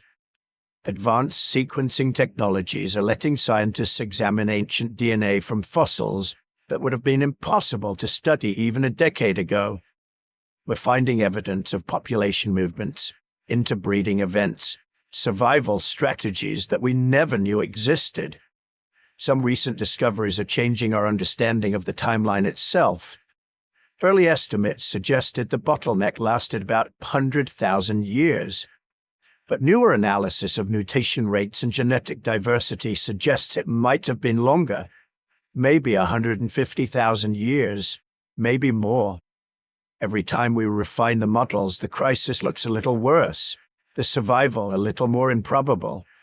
Other researchers are discovering that the bottleneck might not have been as uniform as we thought. Different human populations might have crashed at slightly different times or to slightly different degrees. There's tantalizing genetic evidence suggesting some groups might have maintained slightly larger populations, serving as genetic refugees that helped preserve diversity that would otherwise have been lost. We're also learning more about the specific genetic changes that occurred during the bottleneck, not just the chromosomal fusion, but hundreds of other variants that became common during that period. Genes affecting brain development, immune function, temperature regulation, stress response. Each one tells part of the story of how our ancestors adapted to survive impossible conditions. And we're discovering that some of these genetic variants are still actively affecting modern humans in ways we never suspected. Variants that influence intelligence, that affect personality traits like risk-taking or cooperation, that determine how we respond to stress or form social bonds. The bottleneck didn't just shape our bodies, it shaped our minds, our psychology. The fundamental patterns of how we think and interact and experience the world. Every human alive carries this legacy. We're all products of that ancient catastrophe. Children of survivors who refused to give up even when extinction seemed inevitable. Beneficiaries of genetic refinements purchased at the cost of 117,000 years of desperate struggle. When you look at another human being, any human being, you're looking at someone who shares your genetic heritage almost completely. Someone whose ancestors survived the same crisis your ancestors survived. Someone who carries the same survival genes, the same vulnerabilities, the same potential. The differences between us, all the things we fight about, all the divisions we create, their evolutionary noise, surface variations on a genetic foundation that's remarkably, almost impossibly uniform. The bottleneck made us all equal in the most literal sense possible. We're all survivors, all carriers of the same tested, refined genetic toolkit, all members of the same improbably successful species that clawed its way back from the edge of extinction and eventually came to dominate the planet. But it also made us all responsible, because we know what can happen. We've been to the edge before. We've seen how close we came to never existing at all.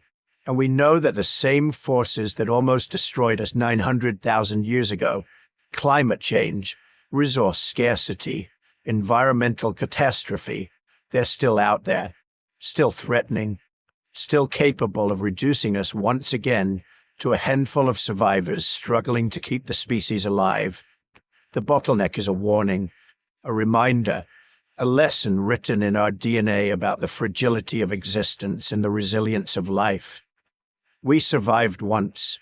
The question is whether we'll learn enough from that survival to ensure we never have to test ourselves that severely again, because next time we might not be so lucky. So here we are, at the end of an incredible journey. 900,000 years ago, humanity came within a hair's breadth of complete extinction. 99% of our ancestors died in a crisis so severe that it compressed the entire human population down to around 1,280 breeding individuals. 1,280 people. That's smaller than most high schools, smaller than many apartment buildings. For 170,000 years, longer than recorded human history, our species teetered on the absolute edge of oblivion. Every generation, the question wasn't whether humanity would thrive. It was whether humanity would survive one more year. But those 280 people didn't give up. They adapted, they innovated, they cooperated. They did whatever it took to keep their children alive long enough to have children of their own. Generation after generation, for over 1,000 centuries, they held on. And because they held on, you're here right now, listening to this story. Think about that for a moment. Every single person alive today, all 8 billion of us, descends from that tiny population of bottleneck survivors. The person sitting next to you on the bus, the barista who made your coffee this morning, every world leader, every celebrity, every stranger you pass on the street. We're all cousins, separated by only about 30,000 generations. We all carry the genetic signature of that ancient crisis, the chromosomal fusion that marks us as descendants of the survivors. Your DNA right now contains sequences that were tested and refined during those desperate millennia. The genes that help you fight off infections, they were selected for when disease swept through cramped populations. The mental flexibility that lets you learn new skills that was honed when our ancestors had to constantly adapt to changing conditions. Even your capacity for cooperation, for empathy, for working together with strangers toward common goals. That was built into our genetic architecture during the bottleneck, when small groups had to function perfectly or die. You're walking, breathing proof that resilience works, that cooperation beats competition in the long run, that intelligence and adaptability can overcome almost any challenge. The Analysis 280 survivors didn't have advanced technology. They didn't have agriculture or writing or any of the tools we take for granted. What they had was each other, and the absolute determination to keep going when everything looked hopeless. And that resilience didn't end when the crisis did. Those survivors went on to populate 3 continents, spawning 3 distinct human species. Their descendants mastered Ice Age Europe, high-altitude Asia, and the constantly changing environments of Africa. They developed language, art, technology, culture. They survived plague and famine and ice ages and droughts. They competed with giant predators and adapted to every environment on Earth. And eventually one branch of that family tree, modern humans, went on to achieve things their bottleneck ancestors couldn't have imagined. We've walked on the moon. We've decoded our own DNA. We've built civilizations that span continents and communication networks that circle the globe in milliseconds. We've gone from 10,280 individuals struggling to find enough food to survive the week to 8 billion people debating what to have for dinner. But here's what really gets me about this story. We still don't know everything. Despite decades of research, despite sophisticated genetic analysis and fossil evidence and climate reconstructions, huge mysteries remain. We don't know for certain what caused the bottleneck. Was it a supervolcano, climate collapse, disease, something else entirely? We have theories, but no definitive answer. We don't know exactly where the 1,280 survivors lived. Some were in Africa, certainly, but where? How were they distributed? Were they all in one region, or scattered across multiple refuges? We don't know how they communicated during the crisis. Did they already have language? Or did language evolve during the bottleneck itself, selected for because groups that could communicate more effectively survived better? We don't know if they remembered their pre-bottleneck ancestors. Did they have oral traditions that preserved memories of when humanity was more numerous? Or was everything before the crisis lost to time? These mysteries remain locked in the past, waiting for future discoveries to unlock them. Every year, new genetic techniques reveal more about our ancient history. Every decade, archaeologists find new fossils that fill in pieces of the puzzle. The story isn't over. We're still discovering who we are and where we came from. And that brings us to you, right now, watching this video. You're part of this ongoing story. The genetic legacy of those 1,280 survivors flows through your veins. The adaptability they developed lets you navigate the complexities of modern life. The cooperation skills they refined let you work with people from completely different backgrounds and cultures. The resilience they embodied gives you the capacity to overcome whatever challenges you face.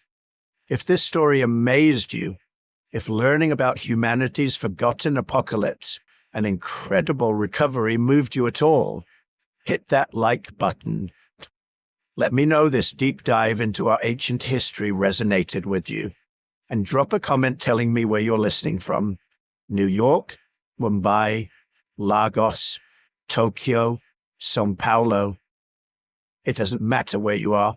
You're connected to everyone else watching this video by an unbroken chain of ancestors stretching back nearly 1 million years to those found 280 survivors.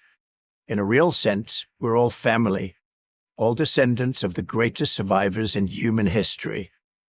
If you want more stories like this, more deep dives into humanity's forgotten history, the incredible events that shaped who we are but don't make it into most history books, hit that subscribe button. We're just getting started exploring the hidden chapters of human evolution.